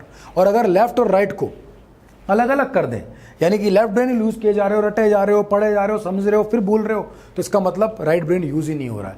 तो ये कहलाता है लेफ्ट माइनस राइट, यानी आप आधी ब्रेन की ताकत तो इस्तेमाल ही नहीं कर रहे हो, जबकि राइट ब्रेन लेफ्ट ब्रेन से 10 गुना ज़्यादा पावरफुल है। तभी तो दुनिया के अंदर जो पढ़ाई है उसका महत्व 10% है और बाकी 90% इंसान की पर्सनैलिटी, बिहेवियर, उसकी क्रिएटिविटी, उसकी सोच, उसका एटीट्यूड है। तो उसको समझते हैं अच्छे से। तो हमने यहाँ पर अब देखना है, हमारा जो चैप्टर यहाँ से स्टार्ट होता है कि पहले ब्रेन को समझेंगे फिर ब्रेन साइंस को समझेंगे। थोड़ा सा रिवाइज कर लेते हैं, समरी कर लेते हैं दोस्तों। लेफ्ट और राइट ब्रेन मैंने बताया था, लेफ्ट के अलग अलग फंक्शन है, राइट के अलग अलग फंक्शन है। मोटी मोटी बात जो आपके हिसाब से रखी वो रखी कि हमें लॉजिक यानी समझना है क्यों और कैसे, और उसके बाद याद करने के लिए कौन कहाँ कब क्या, इस पार्ट में क्वेश्चन को डिवाइड करना है। अगर आपके क्वेश्चन के अंदर कौन आ रहा है, क्या आ रहा है, कहाँ आ रहा है, कब आ रहा है, तो समझ लो ये फैक्चुअल है। इसके लिए मुझे टेक्निक यूज करना पड़ेगा, उसको विजुअलाइज करना पड़ेगा। अगर क्यों और कैसे आ रहा है तो समझ लो कि विजुअलाइज तो उसको भी करना है, लेकिन ये ऑलरेडी समझने वाली चीज़ है। जैसे मैथ्स है या फिर इंग्लिश में ग्रामर है, तो जैसे इंग्लिश की ग्रामर है वो क्या हुआ, लॉजिक, और इंग्लिश के वर्ड मीनिंग है वो क्या हुआ, फैक्ट। तो आपको समझ में आ गया अच्छे से। तो बेसिकली अब हम बात करते हैं कि लेफ्ट प्लस राइट बनाना है हमको। ये दो पार्ट है हमारे। तो लेफ्ट प्लस राइट मतलब लेफ्ट और राइट क्रिएटिवली लॉजिकल बनना है। तो अभी आपको अगर एग्जाम पहली बार में क्लियर करना है तो पहला लेसन हुआ I need to be creatively logical, यानी मुझे क्रिएटिविटी, इमोशन, विजुअलाइजेशन को लॉजिक के साथ यूज करना है, और ये एक्सपेंडेड ब्रेन पावर बन जाएगी। आप सबसे पहले हमने कहा था 5 मेथड हम सीखेंगे।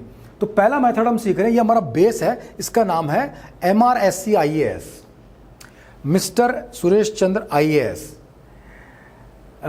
मेरे फादर का नाम सुरेश चंद्र है, तो मैंने रखा मिस्टर SC IAS। उनका कैडर जब वो जॉब में थे IAS लेवल का था, तो उनसे एक फॉर्मूला अपन ने बनाया। अब इस फॉर्मूले से जानते हैं कि बेसिक पढ़ाई कैसी होनी चाहिए आपकी, राइट। इसमें पहला M का मतलब है निमोनिक्स, यानी कि आपको अपनी पढ़ाई करते वक्त निमोनिक्स को यूज करना है। कई सारे यूट्यूब चैनल और कई सारे कोचिंग सेंटर्स एब्रीविएशन मेथड या किसी भी सेंटेंस को बना करके क्वेश्चन के पहले पहले लेटर को लेकर सेंटेंस बनाने को ही निमोनिक मान लेते हैं। वो निमोनिक नहीं है, वो ऑडियो मेमोरी है। निमोनिक के अंदर विजुअल होना जरूरी है, आर्टिफिशियल एड टू मेमोरी। हालांकि एब्रीविएशन मेथड को भी निमोनिक का एक बेस मेथड माना गया है, लेकिन विजुअल सपोर्ट, जो आपका राइट ब्रेन है वो विजुअलाइजेशन करता है, अगर उसको सपोर्ट नहीं आएगा तो वो कंप्लीट निमोनिक नहीं होगा। जैसे कि मैंने देखा था यूट्यूब चैनल पे कोई सज्जन सिखा रहे थे केक गया गुम, के से केरल, क से कर्नाटक, ग से गोवा, गु से गुजरात, म से महाराष्ट्र। ये कोस्टल एरिया के स्टेट है, मान गया, लेकिन ये एक सेंटेंस हुआ। इसके अंदर ये याद रखना पड़ेगा कि के से केरल है और दूसरे के से कर्नाटक है, ग से गुजरात है। अब मान लो ये क ख ग घ या ABCD या ये जो है लेटर ऐसे सब में लगाने लग जाएंगे तो हजारों तो सेंटेंस बन जाएंगे, और उसमें यह भी ध्यान नहीं रहेगा कि किस के का कहां पर क्या मतलब है। ये होता है ना आपके साथ में, क्योंकि वहां पर आपने विजुअल का सपोर्ट नहीं लिया। ब्रेन विजुअल में सबसे कम कंफ्यूज होता है या लगभग कंफ्यूज नहीं होता है, बाकी सब जगह कंफ्यूज होता है ब्रेन। अगर इंफॉर्मेशन बहुत ज़्यादा हो तो विजुअल सबसे बेस्ट तरीका है। वहां पर आपने हज़ारों मूवीज़ देखी, शाहरुख खान को आपने 25 मूवी में देख लिया, पर आप कंफ्यूज नहीं होते कि ये वाला शाहरुख खान कौन सी मूवी का सीन का है। ये विजुअल की पावर है। तो ऑडियो ठीक है, पर मात क्यों खा जाते हैं बच्चे इतना होने के बावजूद भी कि कितने सेंटेंस बनाएं। सेंटेंस की किताब बन जाती है फिर, और हर सेंटेंस में भी अ ब स द क ख यही तो है। तो कैसे मालूम पड़े कि इसके अंदर इस वाले क्या का ये मतलब है। विजुअल नहीं है, इसलिए उसका एक बढ़िया क्रैक आपको मैं दूंगा। तो सबसे पहले निमोनिक्स, यानी कि artificial aid to memory, science of recollection. यानी आपको ये नोट करना है कि आज से जब मैं तैयारी करूंगा तो जब भी याद करने की बात आएगी, रिवीजन करने की बात आएगी, तो मैं रटूंगा नहीं, दोहराऊंगा नहीं, बल्कि क्रिएटिव विजुअलाइजेशन करूंगा जिसके अंदर निमोनिक को यूज करूंगा। क्या मैं ये कर रहा हूं, एक चेक पोस्ट बना लो आप, एक पूरी चेकलिस्ट बना लो कि भैया मेरा लेफ्ट और राइट क्रिएटिवली लॉजिकल में हूं या नहीं, मेरा एटीट्यूड वगैरह ओके है या नहीं, मैं साइंटिफिक तरीके यूज कर रहा हूं या नहीं, मैं मेथड को यूज कर रहा हूं या नहीं, मैं निमोनिक को यूज कर रहा हूं या नहीं। जैसे कि अपन जनवरी, फरवरी, मार्च, अप्रैल के लिए नकल्स को यूज करते हैं, ये एक तरह का निमोनिक है क्योंकि आप पे सपोर्ट लिया है। रेनबो, ये जो आप करते हैं ना, जो आप ऑडियो वाला करते हैं, इसको भी एक बेस लेवल का निमोनिक माना है, लेकिन हॉलिस्टिक निमोनिक तब होगा जब इसमें विजुअल्स भी आएंगे। इसके लिए ब्रेन का एक और प्रिंसिपल है जो अभी तक आपने यूज नहीं किया होगा, आपके इंस्टीट्यूट पे भी नहीं बताया होगा, वो है रिडिक्यूल्ड थॉट, अजीबोगरीब सोचना। आपको हिस्ट्री की बाहुबली मूवी, रामायण महाभारत क्यों अच्छे लगते हैं, क्यों याद रह जाते हैं? क्योंकि उसमें सामान्य से हटके कुछ होता है। रिडिक्यूल्ड थॉट का सिंपल मतलब यह है कि आपके ब्रेन के अंदर एक क्रिएटिविटी छुपी हुई है जिसका आप इस्तेमाल नॉर्मल से हटके सोचने में कर सकते हो।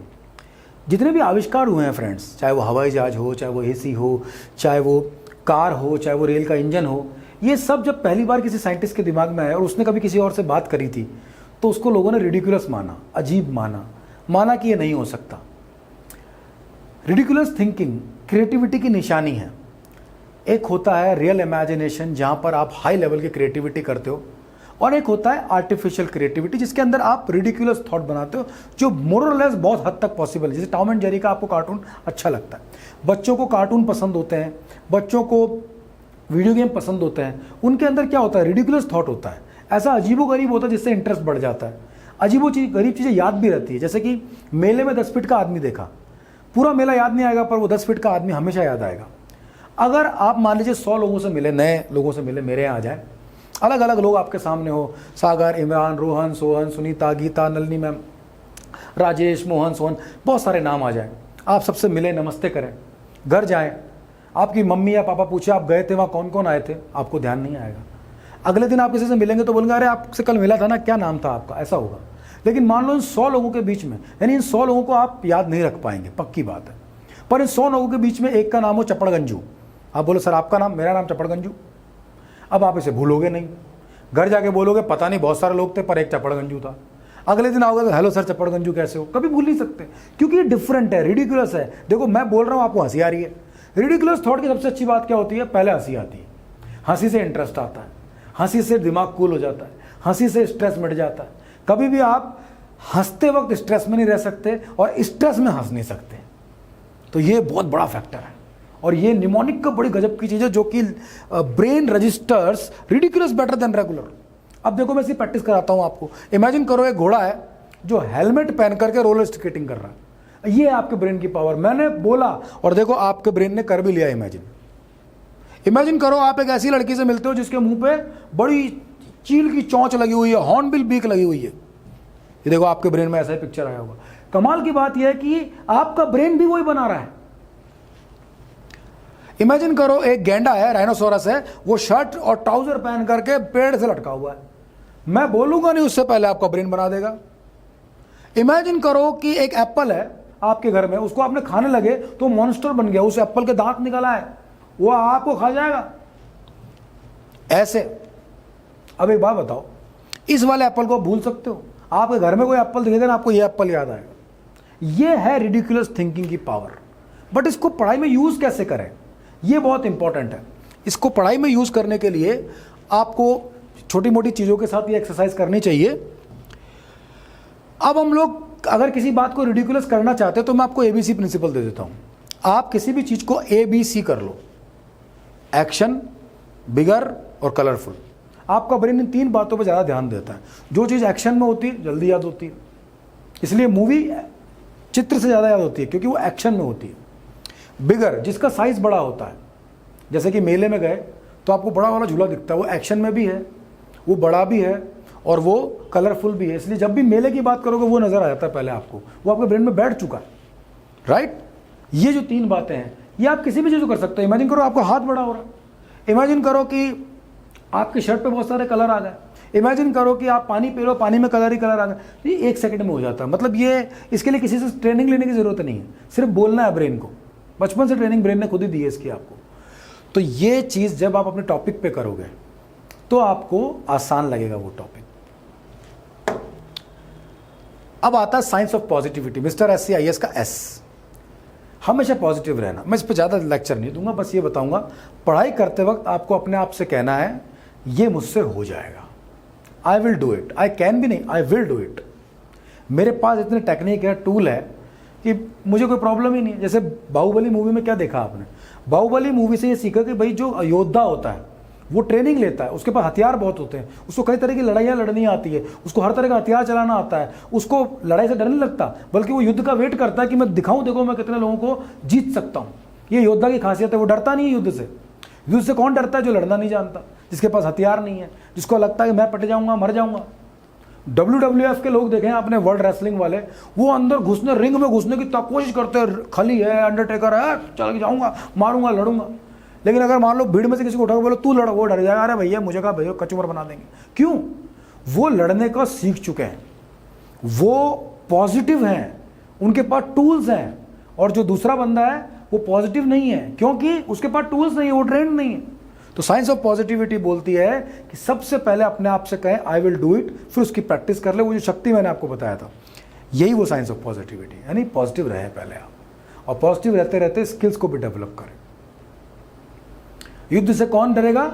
जो लड़ना नहीं जाएगा, जो जान जाएगा वो नहीं डरेगा। उसके बावजूद भी ये तो पता है कि युद्ध में रिस्क है, लेकिन वो पॉजिटिविटी, उनको जो विल है। एक आदमी की बॉक्सिंग कर रहे हैं, बॉक्सिंग के अंदर एक बंदे ने मारा, दूसरा नीचे गिर गया, तो जो नीचे गिरा है उसकी स्किल्स कम है, तभी जिसने मारा है उसने उसको गिरा दिया है, लेकिन थोड़ी देर बाद खेल पलट जाता है। वो नीचे वाला थोड़ी देर में वापस उठता है और उसको चित्त कर देता है। ये जो वापस उठ रहा है ना, वो उसकी विल है। स्किल से भी ज़्यादा काम करती है विल, कि जब जिद होती है कि नहीं ये तो मुझे जीतना ही है, आईएएस तो मुझे बनना ही है, चाहे कुछ भी हो जाए मैं इस किताब को क्रैक कर लूंगा, चाहे कुछ भी हो जाए मैं हज़ारों क्वेश्चन कर डालूंगा, चाहे कुछ भी हो जाए मैं इस बुक को टेक्निक से और अपनी विल पावर से अपने ब्रेन में बिठा लूंगा और एग्जाम मेरे लिए बच्चों का खेल है। बस ये पॉजिटिविटी आपको पहली बार में उसको जिता देगी। आपको मिस्टर SCIAS का C मतलब होता है कॉन्सेंट्रेशन, यानी कि ये हमारा अगला टेक्निक है जो ज़रूरी है लाइफ के लिए, कि जब हम एकाग्र होते हैं, एकाग्रचित्त होते हैं, कॉन्सेंट्रेट करते हैं, तो हमें अच्छी लर्निंग होती है। कॉमन सेंस की बात है। लेकिन हमने नोटिस किया कि पढ़ाई करते वक्त हमारा कॉन्सेंट्रेशन टूटता फूटता रहता है। थोड़ा सा भी साउंड किसी का आ जाए, आवाज़ आ जाए, कुछ और कहीं ध्यान चला जाए, जल्दी टूट जाता है। बच्चे पढ़ने बैठते हैं, थोड़ी सी आवाज़ से भी डिस्टर्ब हो जाते हैं। लेकिन वही कॉन्सेंट्रेशन मूवी देखने में, टीवी देखने में, कार्टून देखने में अपने आप कैसे मेंटेन हो जाता है? अगर आप अपना कोई फेवरेट वीडियो गेम खेल रहे हैं या आप कोई मूवी देख रहे हैं, तो आपको दूसरों की आवाज़ आना बंद हो जाती है अपने आप ही। आप शादी में जाते हैं, चारों तरफ ढोल बाजे बज रहे होते हैं, उसके बावजूद भी आप उस आदमी से बात कर लेते हैं जिससे करना चाहते हैं, उसकी आवाज़ आपको आ जाएगी, आपको उसकी आ जाएगी, बाकी हट जाएगी आवाज़ें वही है, पर आपका ब्रेन उनको रिजेक्ट कर रहा है। कैसे हो रहा है? यानी कि कॉन्सेंट्रेशन इज नेवर वीक और स्ट्रॉन्ग। क्या होता है? कॉन्सेंट्रेशन वीक और स्ट्रॉन्ग नहीं है, interest and concentration are best friend. यानी कि कॉन्सेंट्रेशन तब होगा जब इंटरेस्ट होगा। तो अगर आपके एग्जाम में इंटरेस्ट, देखो पैशन से जिद कर लिया आपने मुझे आईएएस बनना है, तो यानी आईएएस बनने के बाद आपको क्या क्या मिलेगा, आपको उसमें इंटरेस्ट है। पर क्या आईएएस बनने की तैयारी में आपको अपना एग्जाम क्लियर करना, जो भी आप एग्जाम दे रहे हो, आपका किसमें इंटरेस्ट है?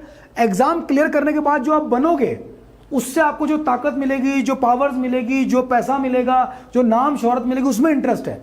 लेकिन उस तक बनने के लिए जो तैयारी के लिए जो किताबें हैं, जो चैप्टर्स हैं, जो पढ़ाई है, जो कंटेंट है, क्या उसमें इंटरेस्ट है? तो उसमें इंटरेस्ट नहीं आ रहा है, और जब तक उसमें इंटरेस्ट नहीं आएगा कॉन्सेंट्रेशन नहीं होगा। तो पहला जरूरी है कॉन्सेंट्रेशन, इंटरेस्ट पैदा कैसे करें भैया? इसी के लिए दिया था मैंने रिडिकुलस थॉट, और मैं आपको शॉर्ट टेक्निक्स बताऊंगा जिसकी मदद से आप इंटरेस्ट बोरिंग से बोरिंग टॉपिक में भी डेवलप करना सीख जाएंगे।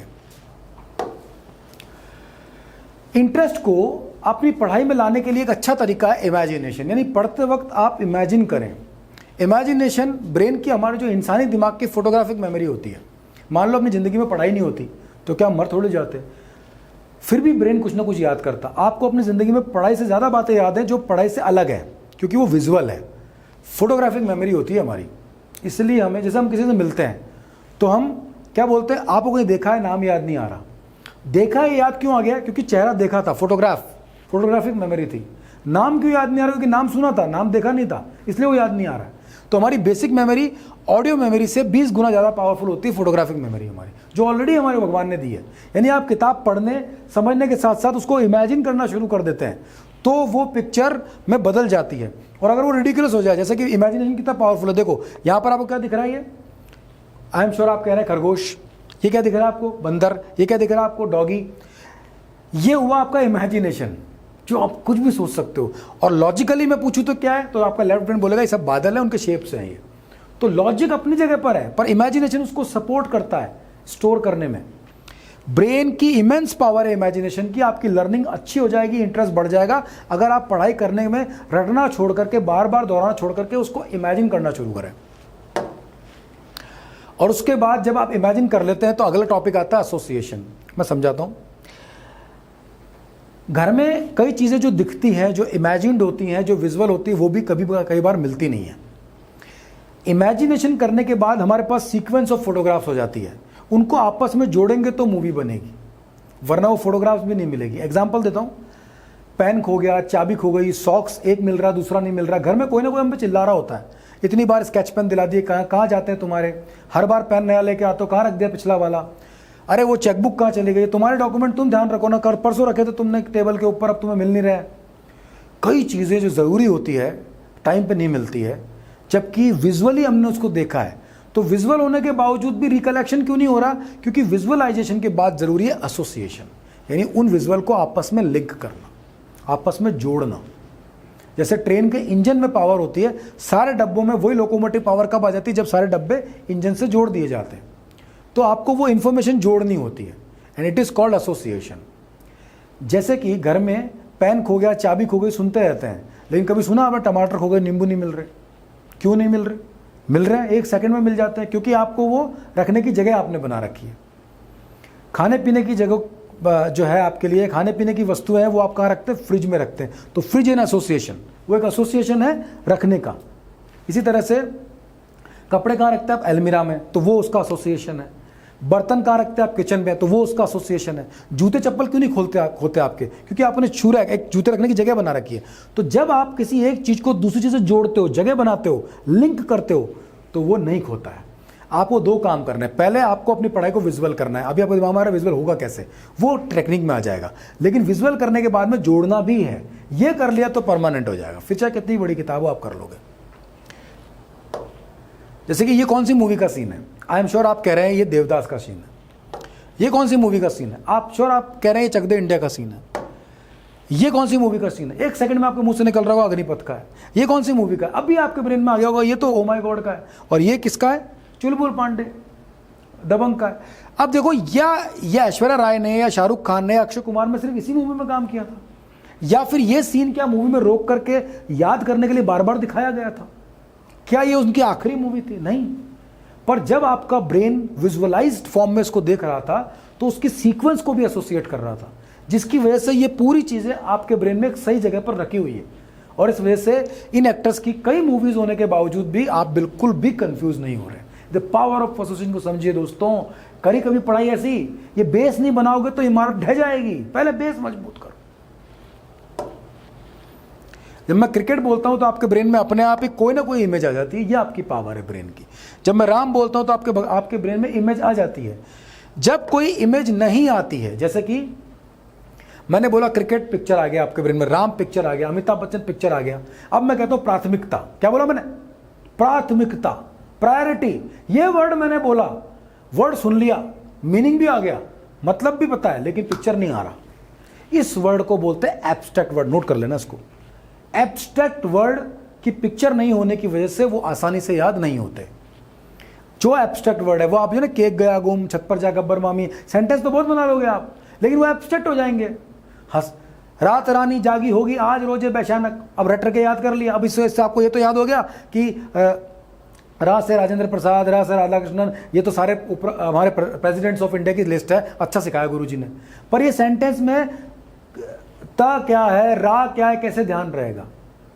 ये सेंटेंस के अंदर विजुअल नहीं आ रहा है कुछ भी। तो जब भी कभी आपका विजुअल नहीं आएगा तो कौन सा ब्रेन मिसिंग हुआ? Right brain. राइट ब्रेन गायब है। प्राथमिकता बोला, समझ में तो आ गया, लेफ्ट ब्रेन काम कर रहा है, लेकिन राइट ब्रेन पिक्चर नहीं बना रहा है। पिक्चर नहीं बनाएगा तो स्टोर नहीं कर पाएगा, उसको प्लेस नहीं दे पाएगा, कलेक्शन नहीं क्रिएट कर पाएगा। तो अगर आपकी पढ़ाई करते वक्त आपको पिक्चर नहीं दिख रहा है तो समझ लो भैया रुक जाओ, ये टिकने वाला नहीं है दिमाग के अंदर।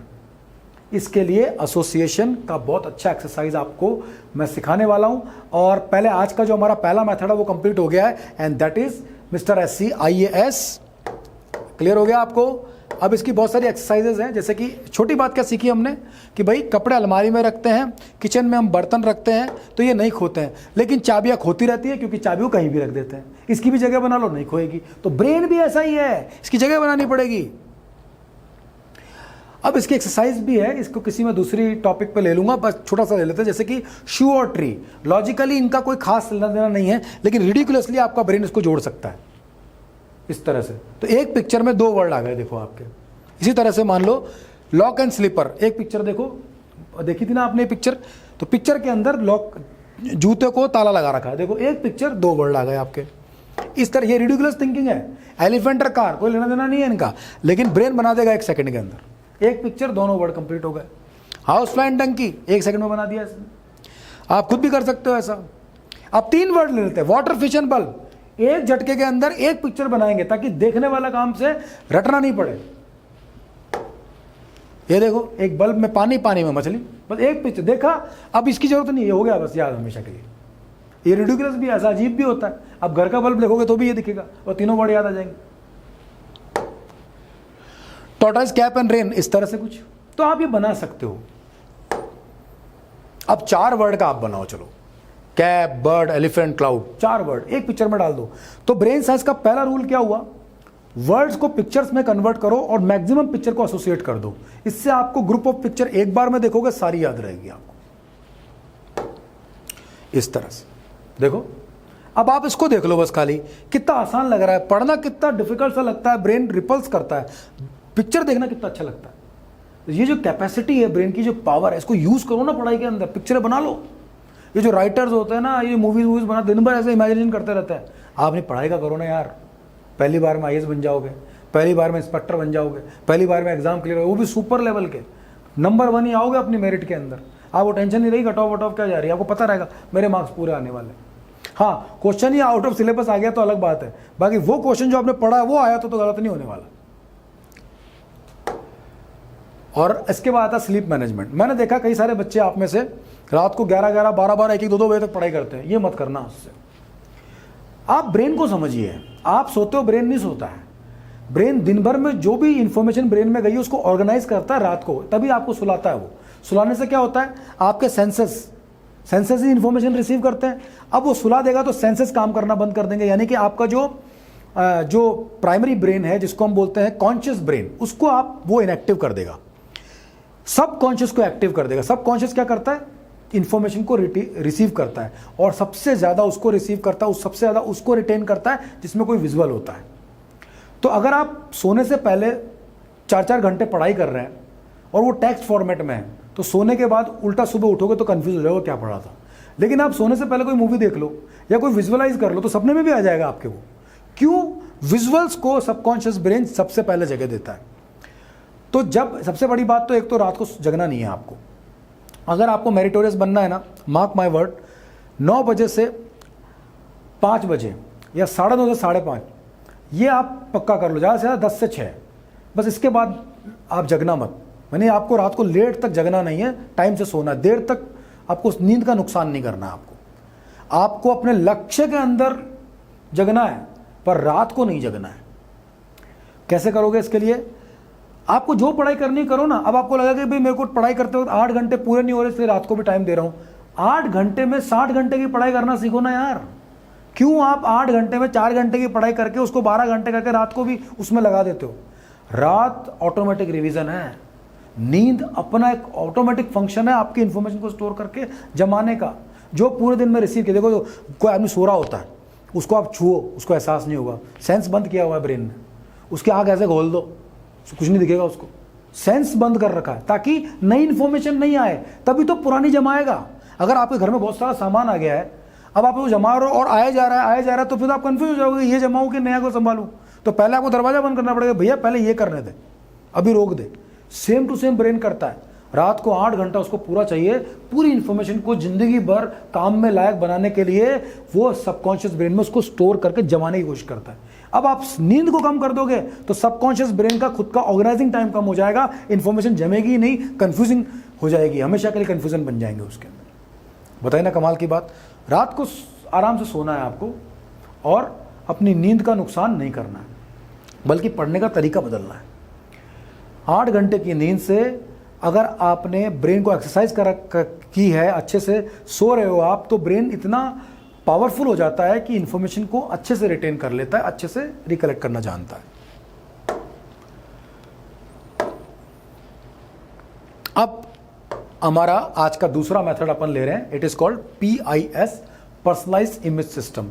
बहुत देर पहले डिस्कशन था कि ठीक है, आपने कहा इमेजिनेशन करो, आपने कहा विजुअल करो, पर करें कैसे, मतलब वर्ड को विजुअल कैसे किया जाए।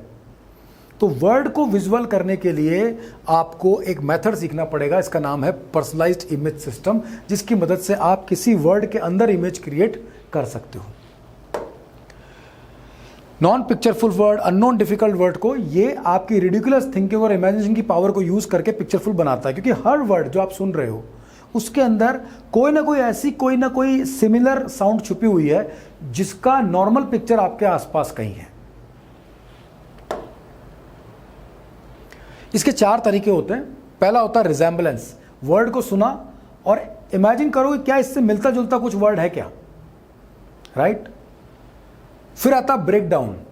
अगर मिलता जुलता नहीं बने तो एक तरीका और है, वर्ड को तोड़ लो बीच में से। जैसे कि रिजेम्बलेंस में अपन लेते हैं पैरट, फैरट। फैरट एक इंग्लिश का वर्ड है, जिससे मिलता जुलता वर्ड क्या हुआ, पैरट हुआ, राइट। ब्रेक डाउन, मान लो एक वर्ड है लैसीट्यूड, अब मान लो इससे मिलता जुलता नहीं आ रहा, लैसीट्यूड का कुछ नहीं आ रहा, तो कोई बात नहीं, ब्रेक डाउन कर लो और वो बन जाएगा LASSI, वहां से तोड़ लो और ट्यूड अलग कर लो। तो पहले जो 5 लेटर है लस्सी, तो उससे आपको लस्सी दिख जाएगा, तो लस्सी आपकी लाइफ का एक विजुअल बन जाएगा। स्लो मोशन, कई बार क्या होता है कि नहीं मिल रहा होता है वर्ड, तो उसको धीरे बोल लो, स्लो मोशन कर लो। जैसे कि एक वर्ड है एब्डिकेट, इसका मतलब होता है छोड़ के जाना। स्लो मोशन में कैसे बोलेंगे इसको, एब्डिकेट, एबडिकेट, एबडिकेट। देखो स्लो मोशन किया तो अपने आप आपके ब्रेन में पिक्चर बना, अ बड़ी कैट, एक बड़ी कैट, तो उस वर्ड के अगेंस्ट पिक्चर मिल गया आपको। सिंबॉलिज्म, कई बार एकदम अगर कोई वर्ड नहीं आ रहा ब्रेन में तो उस चीज का सिंबल निकाल लो। जैसे कि आगरा बोला मैंने, आगरा बोलते क्या आया ब्रेन में, बोलो जल्दी बोलो, आया ना ताजमहल, ये है सिंबल। आगरा का मतलब ताजमहल नहीं है, आगरा का सिंबल है ताजमहल। आगरा में जब ताजमहल नहीं था तो क्या वो सिटी था नहीं क्या, तो उससे पहले के लोग तो ताजमहल नहीं जानते थे, कुछ और देखते थे, तो अब उसकी स्पेशलिटी बन गया है वो। अगर मैं कहता हूँ ऑस्ट्रेलिया, तो क्या आया ब्रेन में, देखो कंगारू दिख रहे हैं आपको, कैंगरूज वगैरह नजर आ रहे हैं, तो ये उस वहाँ की वो इमेज बन गई एक। तो जब भी कोई चीज़ का कोई स्पेशल इमेज आपके पास में हो, जैसे कि क्रिकेट बोलने पे सचिन दिखा, तो वो सिंबल था उसका, तो ये सिंबॉलिज्म हो गया। ये 4 तरीके जिससे आप किसी भी वर्ड को इमेज में कन्वर्ट कर लोगे। जैसे कि ऑस्ट्रेलिया के लिए कैंगरू, अब मान लो कोई वर्ड है रानीगंज, अब इस रानीगंज में, रानीगंज एक जगह का नाम है इंडिया में, लोग हमें जो जगह की तरह ही पढ़ते रहते होंगे, और उसकी जगह की फेमस बात यह है कि वहां पर कोयला पाया जाता है। लेकिन देखो ब्रेन साइंस कितना कमाल की चीज है, आपको हंसाएगा भी, स्ट्रेस भी कम करेगा, पढ़ाई भी कराएगा। ब्रेक डाउन कर लो, रानीगंज, गंजी, तो रानीगंजी, गंजी रानी एक पुराने जमाने की रानी थी जो गंजी थी। गंजी कैसे हो गई, उसने गरम गरम कोयले सिर पे लग दिए थे, तो इससे याद रहेगा आपको कि कोयला पाया जाता है रानीगंज में। तो ये हुआ आपका एक PIS मेथड हुआ आपके लिए। PIS जो बेसिक है वो 2 तरह का होता है, LHS, RHS। LHS यानी लेफ्ट हैंड साइड और RHS यानी राइट साइड। मतलब जब भी कभी आपको पढ़ाई करनी है फ्रेंड्स, आप पढ़ाई के अंदर पैराग्राफ होगा, क्वेश्चन आंसर होगा, पहले उसमें से कीवर्ड्स निकाल लो। कीवर्ड और फिलर वर्ड क्या होते हैं, हर एक टॉपिक के अंदर 2 ही तरह के वर्ड होते हैं। हर थ्योरी में, हर चैप्टर में जब भी कुछ पढ़ोगे सेंटेंस के अंदर 2 तरह के वर्ड होंगे, एक फिलर वर्ड, एक कीवर्ड। दुनिया के सारे सेंटेंस, दुनिया की सारी पढ़ाई, दुनिया की सारी जो थ्योरी है, कोई भी किताब है, उसमें 3 बातें ही होती है, वर्ड, नंबर, पिक्चर। जैसे दुनिया की सारी बिल्डिंग ईंट पत्थर से बनती है, वैसे ही जो चैप्टर है वो वर्ड, नंबर, पिक्चर से बनता है। वर्ड से सेंटेंस बनते हैं, नंबर से न्यूमेरिक वैल्यू, और पिक्चर्स में डायग्राम वगैरह, ऐसे वो किताब बनती है। तो आप वास्तव में क्या याद कर रहे हो, या तो आप नंबर याद कर रहे हो, या आप पिक्चर याद कर रहे हो, या फिर वर्ड याद कर रहे हो। सबसे ज़्यादा वर्ड्स होते हैं, सबसे ज़्यादा सेंटेंस होते हैं। तो सेंटेंस के 2 पार्ट होते हैं, फिलर वर्ड और कीवर्ड, नोट कर लेना इसको। जैसे एक सेंटेंस है, प्रसिद्ध मुगल बादशाह शाहजहां ने अपने शासनकाल में प्रसिद्ध इमारत ताजमहल का निर्माण करवाया था।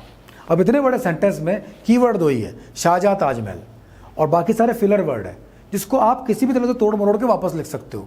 तो जो सेंटेंस बनाने के लिए फिलर वर्ड होते हैं, उसकी तैयारी तो बचपन में ही कराई गई है हमको, सेंटेंस बनाते कैसे हैं। हमें वास्तव में कीवर्ड याद रखने हैं। MCQ में तो कीवर्ड ही आता है, question keyword, answer keyword, right. तो कीवर्ड्स पहले निकाल लो आप, और फिर उन कीवर्ड को विजुअल कर लो। तो विजुअल करने के लिए LHS, RHS, similar keyword, question word को एक तरफ कर लो, आंसर वर्ड को एक तरफ कर लो, ये एक तरीका है। एग्जाम्पल देता हूं मैं आपको। मान लो एक लिस्ट है, अब देखो यहां पर LHS इन्वेंशन और RHS इन्वेंटर। अब देखो इन्वेंशन की बात करें तो telephone, typewriter, telescope, radio, swimming machine, lift, mobile phone, safety pin. इसको सीखने के बाद आज आप अपनी लूसेंट की जीके या उपकार किसी भी जीके में से करीब 100 इन्वेंशन इन्वेंटर होते हैं, वो याद कर लेना, और याद करके उसका वीडियो बना के या उसके बारे में मुझे जरूर बताना, राइट। तो LHS में सारे वर्ड कैसे हो गए आपके, ये सारे के सारे वर्ड हो गए आपके विजुअल वर्ड, जैसे मैं कह रहा हूं आपको नजर आ रहे हैं। लेकिन अब इनके इन्वेंटर देखते हैं, Graham Bell, Christopher Sholes, Galileo, Marconi, Elias B Howe, Elisha Graves Otis, Martin Cooper, Walter Hunt. अब ये देखो, ये बोल रहा हूं, बस सुन रहे हो आप इनको, कोई पिक्चर नहीं बन रहा। टेलीफोन, टाइपराइटर, रेडियो, पिक्चर बन रहा है। तो जो पहले से पिक्चरफुल वर्ड है उनको हमने कहाँ रख दिया, क्योंकि सब में कॉमन बात क्या है, वो इन्वेंशन है और वो पिक्चरफुल है। ये बेसिक पीआईएस बता रहा हूँ मैं आपको। और जो पिक्चरफुल नहीं है, पिक्चरलेस है, वो इसके इन्वेंटर है। तो आपको डिफिकल्टी यहाँ नहीं हो रही, यहीं हो रही है ना। तो अब इनको पिक्चरफुल बना लेंगे हम। कैसे बनाएंगे? इनके नाम से। टेलीफोन का इन्वेंशन किया ग्राम बेल में, एसोसिएट भी करेंगे, विजुअल भी करेंगे। ग्राम बेल गरम बेल। टेलीफोन की बेल बजी, वो गर्म हो गया, कान जल गया, याद हो गया। रेडियो मार्कोनी, आपके पास एक रेडियो है, स्टार्ट नहीं हो रहा है, मार्कोनी स्टार्ट हो गया।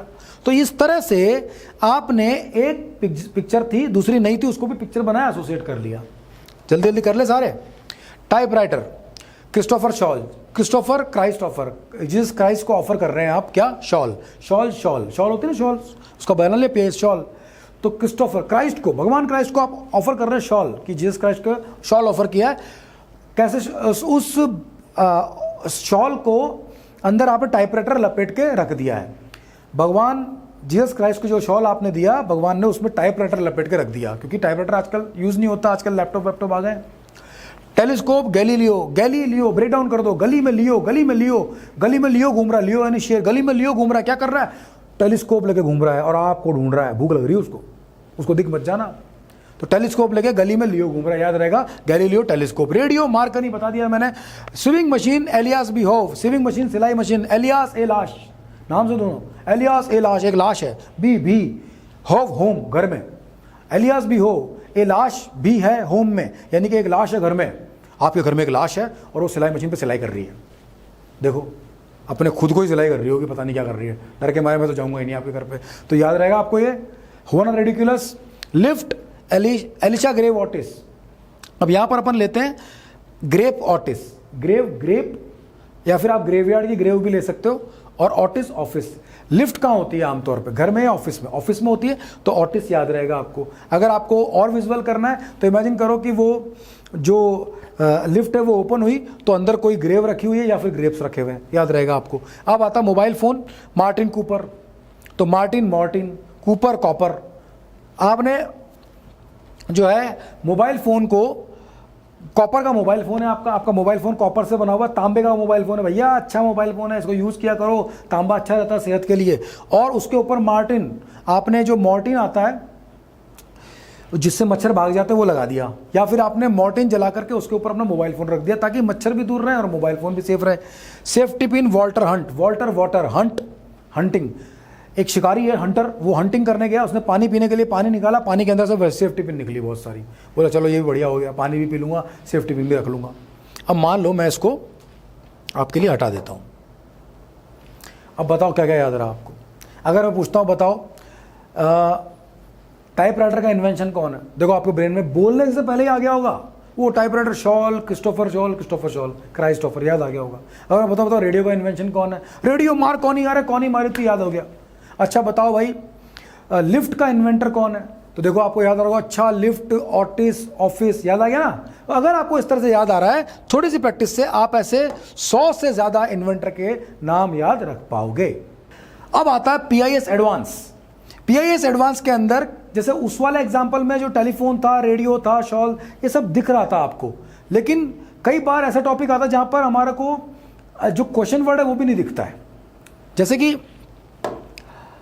मान लीजिए कंट्री कैपिटल्स है, तो कंट्री में सैमोआ एक कंट्री है, वैनुआटू है, बेनिन है, गैबन है, सिशेल्स है, ब्रुनेई है, तो ये कंट्रीज नजर नहीं आ रहे, तो उसमें एडवांस मेथड यूज होगा। आज का टॉपिक नहीं है, पर कैसे आप इनको भी कन्वर्ट करेंगे आई विल टेल यू।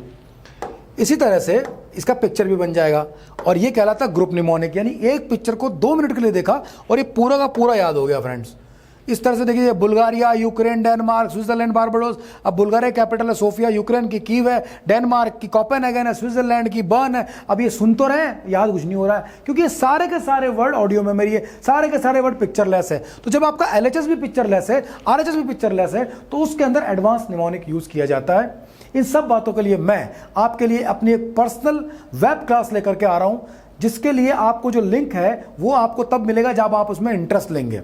उसकी एक नॉमिनल सी फीस है, ओनली 999, 999 रुपए में मैं करीब आपको 5 बेसिक मेथड और इंपॉर्टेंट एग्जाम की स्ट्रेटेजी बताने वाला हूं, जिसका पूरा का पूरा यहां पर आपको स्क्रीन के ऊपर जो व्हाट्सअप नंबर दिख रहा है, इसको आप स्क्रीन को रोक करके नोट कर लो और इसके बाद आप इस पर व्हाट्सअप कर दो आई एम इंटरेस्टेड, डिटेल्स आपके पास आएगी। फिर मेरी जूम क्लास या गूगल मीट की क्लास में आप इन्वाइटेड होंगे और 5 डेज तक मैं और मेरे एक्सपर्ट ट्रेनर आपको ट्रेन करेंगे आपके एग्जाम की स्ट्रेटेजी के हिसाब से। तो चलिए, आपका सेकंड मेथड मैंने आपको बताया अभी, जिसका नाम है PIS एडवांस मेथड। इसी के साथ साथ इसके बहुत सारे यूसेज है। तो इसके बाद अगला मेथड आएगा आपका लिंक मेथड। इस लिंक मेथड के अंदर आप किसी भी टॉपिक को एक सीक्वेंस में जोड़ लोगे। जैसे ये वर्ड्स हैं, इनको आप सीक्वेंस में जोड़ लोगे, इसका एक पिक्चर बना लोगे आप सीधा का सीधा। इसे कहते हैं लिंक मेथड, जिसके अंदर आप उन पिक्चर्स को एक स्टोरी में कन्वर्ट कर लोगे। आज का टॉपिक नहीं है, मैं बता रहा हूं, ये इंपॉर्टेंट मेथड है। अगर आप करना चाहो तो इस तरह से कर सकते हैं कि जो भी वर्ड्स होते हैं पहले उनको आप PIS से नॉर्मल वर्ड में कन्वर्ट करें, फिर उनको जोड़ते हुए एक स्टोरी तैयार करें, तो it will become a link method. इससे आप जैसे वर्ड्स होते हैं, वर्ड्स की सीरीज बना लेंगे और पूरी एक स्टोरी बनाते हुए उस पूरी थ्योरी को एक विजुअल आर्टिफिशियल स्टोरी के तौर पे स्टोर कर लेंगे। अगर आप ज़्यादा जानना चाहते हैं, आपको नंबर दिख रहा है, आप इंटरेस्ट ले इसके अंदर, और ये पूरी एक्सरसाइज मैं आपको करवाऊंगा और इससे काफ़ी सारी चीज़ें आप सीखने वाले हैं, राइट। जैसे कई सारी चीज़ें इसके अंदर, कुछ एक्सरसाइज मैं आपको करवाने वाला हूँ, जैसे एटमॉस्फेरिक लेयर्स होती हैं, या सिक गुरुज होते हैं, या क्रेनियल नर्व्स होती हैं, स्टेट्स हैं। अलग अलग स्टेट्स को भी आप जोन वाइज याद कर सकते हैं, या फिर आपकी पढ़ाई का सिलेबस में से बहुत सारे पार्ट, जैसे मुगल डायनेस्टीज वगैरह हैं, ये सब हम यहाँ पर लेने वाले हैं, राइट। इंडस वैली सिविलाइजेशन है, प्लेटफॉर्म मेथड है, अभी हमारा अगला मेथड है प्लेटफॉर्म मेथड। इस मेथड के अंदर आप क्या करेंगे दोस्तों, इस मेथड में आप जहाँ आसपास हैं उस आसपास के एरिया को अपना आंसर बनाएंगे। यानी कि आप कहीं बैठते हैं, दुनिया में कितनी जगह गए हैं आप, उन सबको एक बार सोच के लिख लो एक जगह। उसके बाद उस आसपास के एरिया से आप लगभग 50 पॉइंट्स के आंसर हर एक टॉपिक में डाल सकते हो, ओवरलैप भी कर सकते हैं। बताऊंगा नंबर, बस इस नंबर पे इंक्वायरी करते जाओ और फिर ये सारे मेथड आप कैसे सीखेंगे। अभी मैं आपको इंट्रोडक्शन दे रहा हूं इस मास्टर क्लास में, फिर मैं आपको डिटेल में एक्सपर्ट बनाऊंगा इसका,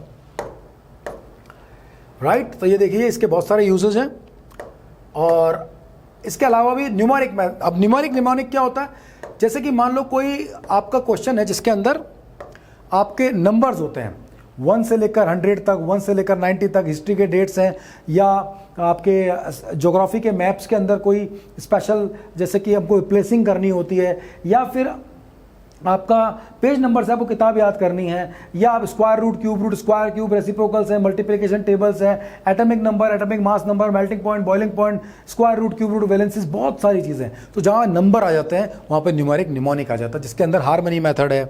इसके अंदर आपका हार्मनी के साथ साथ जो है फिगर एंड फीचर मेथड है। अभी मैं यहाँ पर आपको बेसिक बता रहा हूँ और उसके बाद यू विल सी।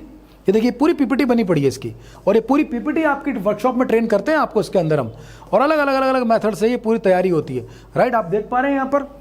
अब इसको इतनी छोटी मास्टर क्लास में तो समेटना आसान है नहीं, मैं आपको इंट्रोड्यूस करा रहा हूँ कि बहुत सारे मेथड जो आपको सीखने हैं। जैसे कि बड़ा गजब का मेथड है ये लॉन्ग आंसर्स के लिए, सिंबॉलिक मेथड। इसके अंदर आपका चाइल्ड लेबर एक्ट जैसा एक डिफिकल्ट आंसर भी इंस्टेंटली मेमोराइज होता है, और इससे जुड़े हुए कहाँ टॉपिक आते हैं वो भी आप कर पाते हो। और इसके बाद डायग्राम मेथड आ जाएगा, जिससे आप साइंस के डायग्राम्स कर पाओगे इस तरह से।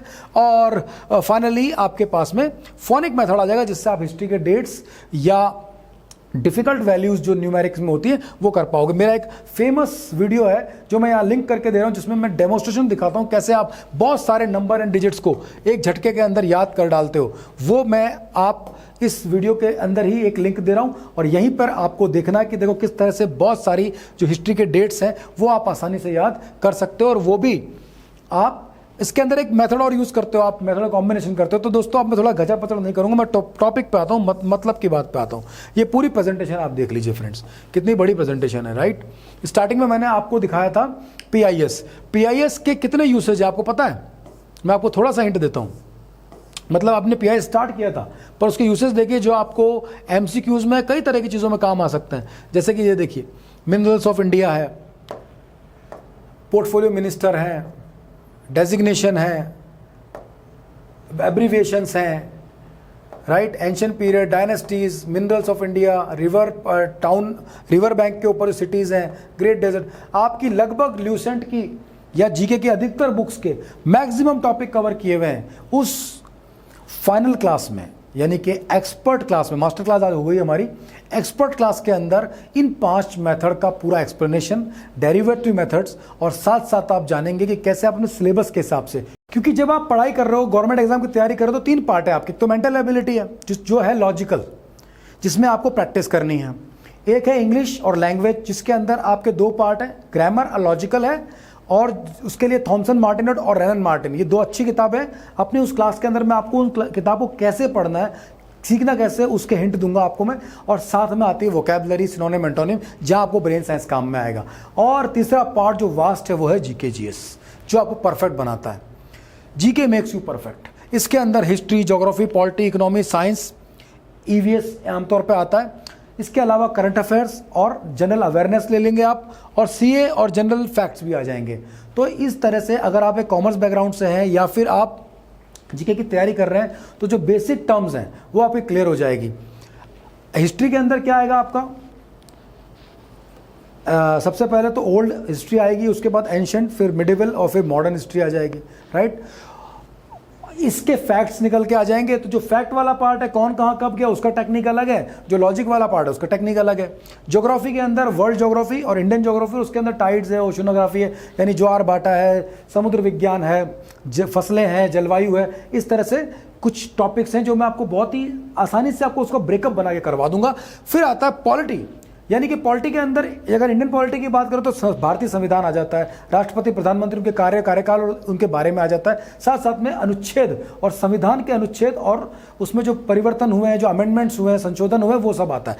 ये पॉलिटी आपके हाथ में आ जाएगी, जिसमें से अगर आपने मूल अधिकार इत्यादि को करना सीख लिया, यहाँ पर फोनेटिक मेथड बड़ा गजब का काम आता है, राइट। इकोनॉमी, इसमें बहुत सारी डेफिनेशंस आएंगी, जीडीपी, जीएनपी आएंगी, समझने का सब्जेक्ट है, पर जहाँ जहाँ पर फार्मूलाज है, जहाँ पर कोई फैक्ट्स है, उसको याद भी कर लेंगे अपन। और साइंस, उसके 2 पार्ट है, जोलॉजी और बॉटनी, यानी कि बायोलॉजी के अंदर 2 पार्ट है, जोलॉजी, बॉटनी। और इसके अलावा ओवरऑल साइंस में 3 पार्ट है, जैसे कि केमिस्ट्री, फिजिक्स और बायो। केमिस्ट्री में ऑर्गेनिक, इनऑर्गेनिक है।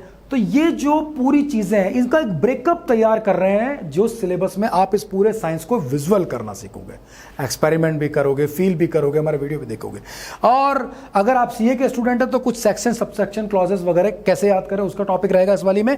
और जनरल फैक्ट्स रहेंगे, यानी जनरल अवेयरनेस, जैसे कौन से देश में कौन सा खेल खेला जाता है या कब कौन विजेता रहा, करंट अफेयर्स वगैरह साथ में करेंगे।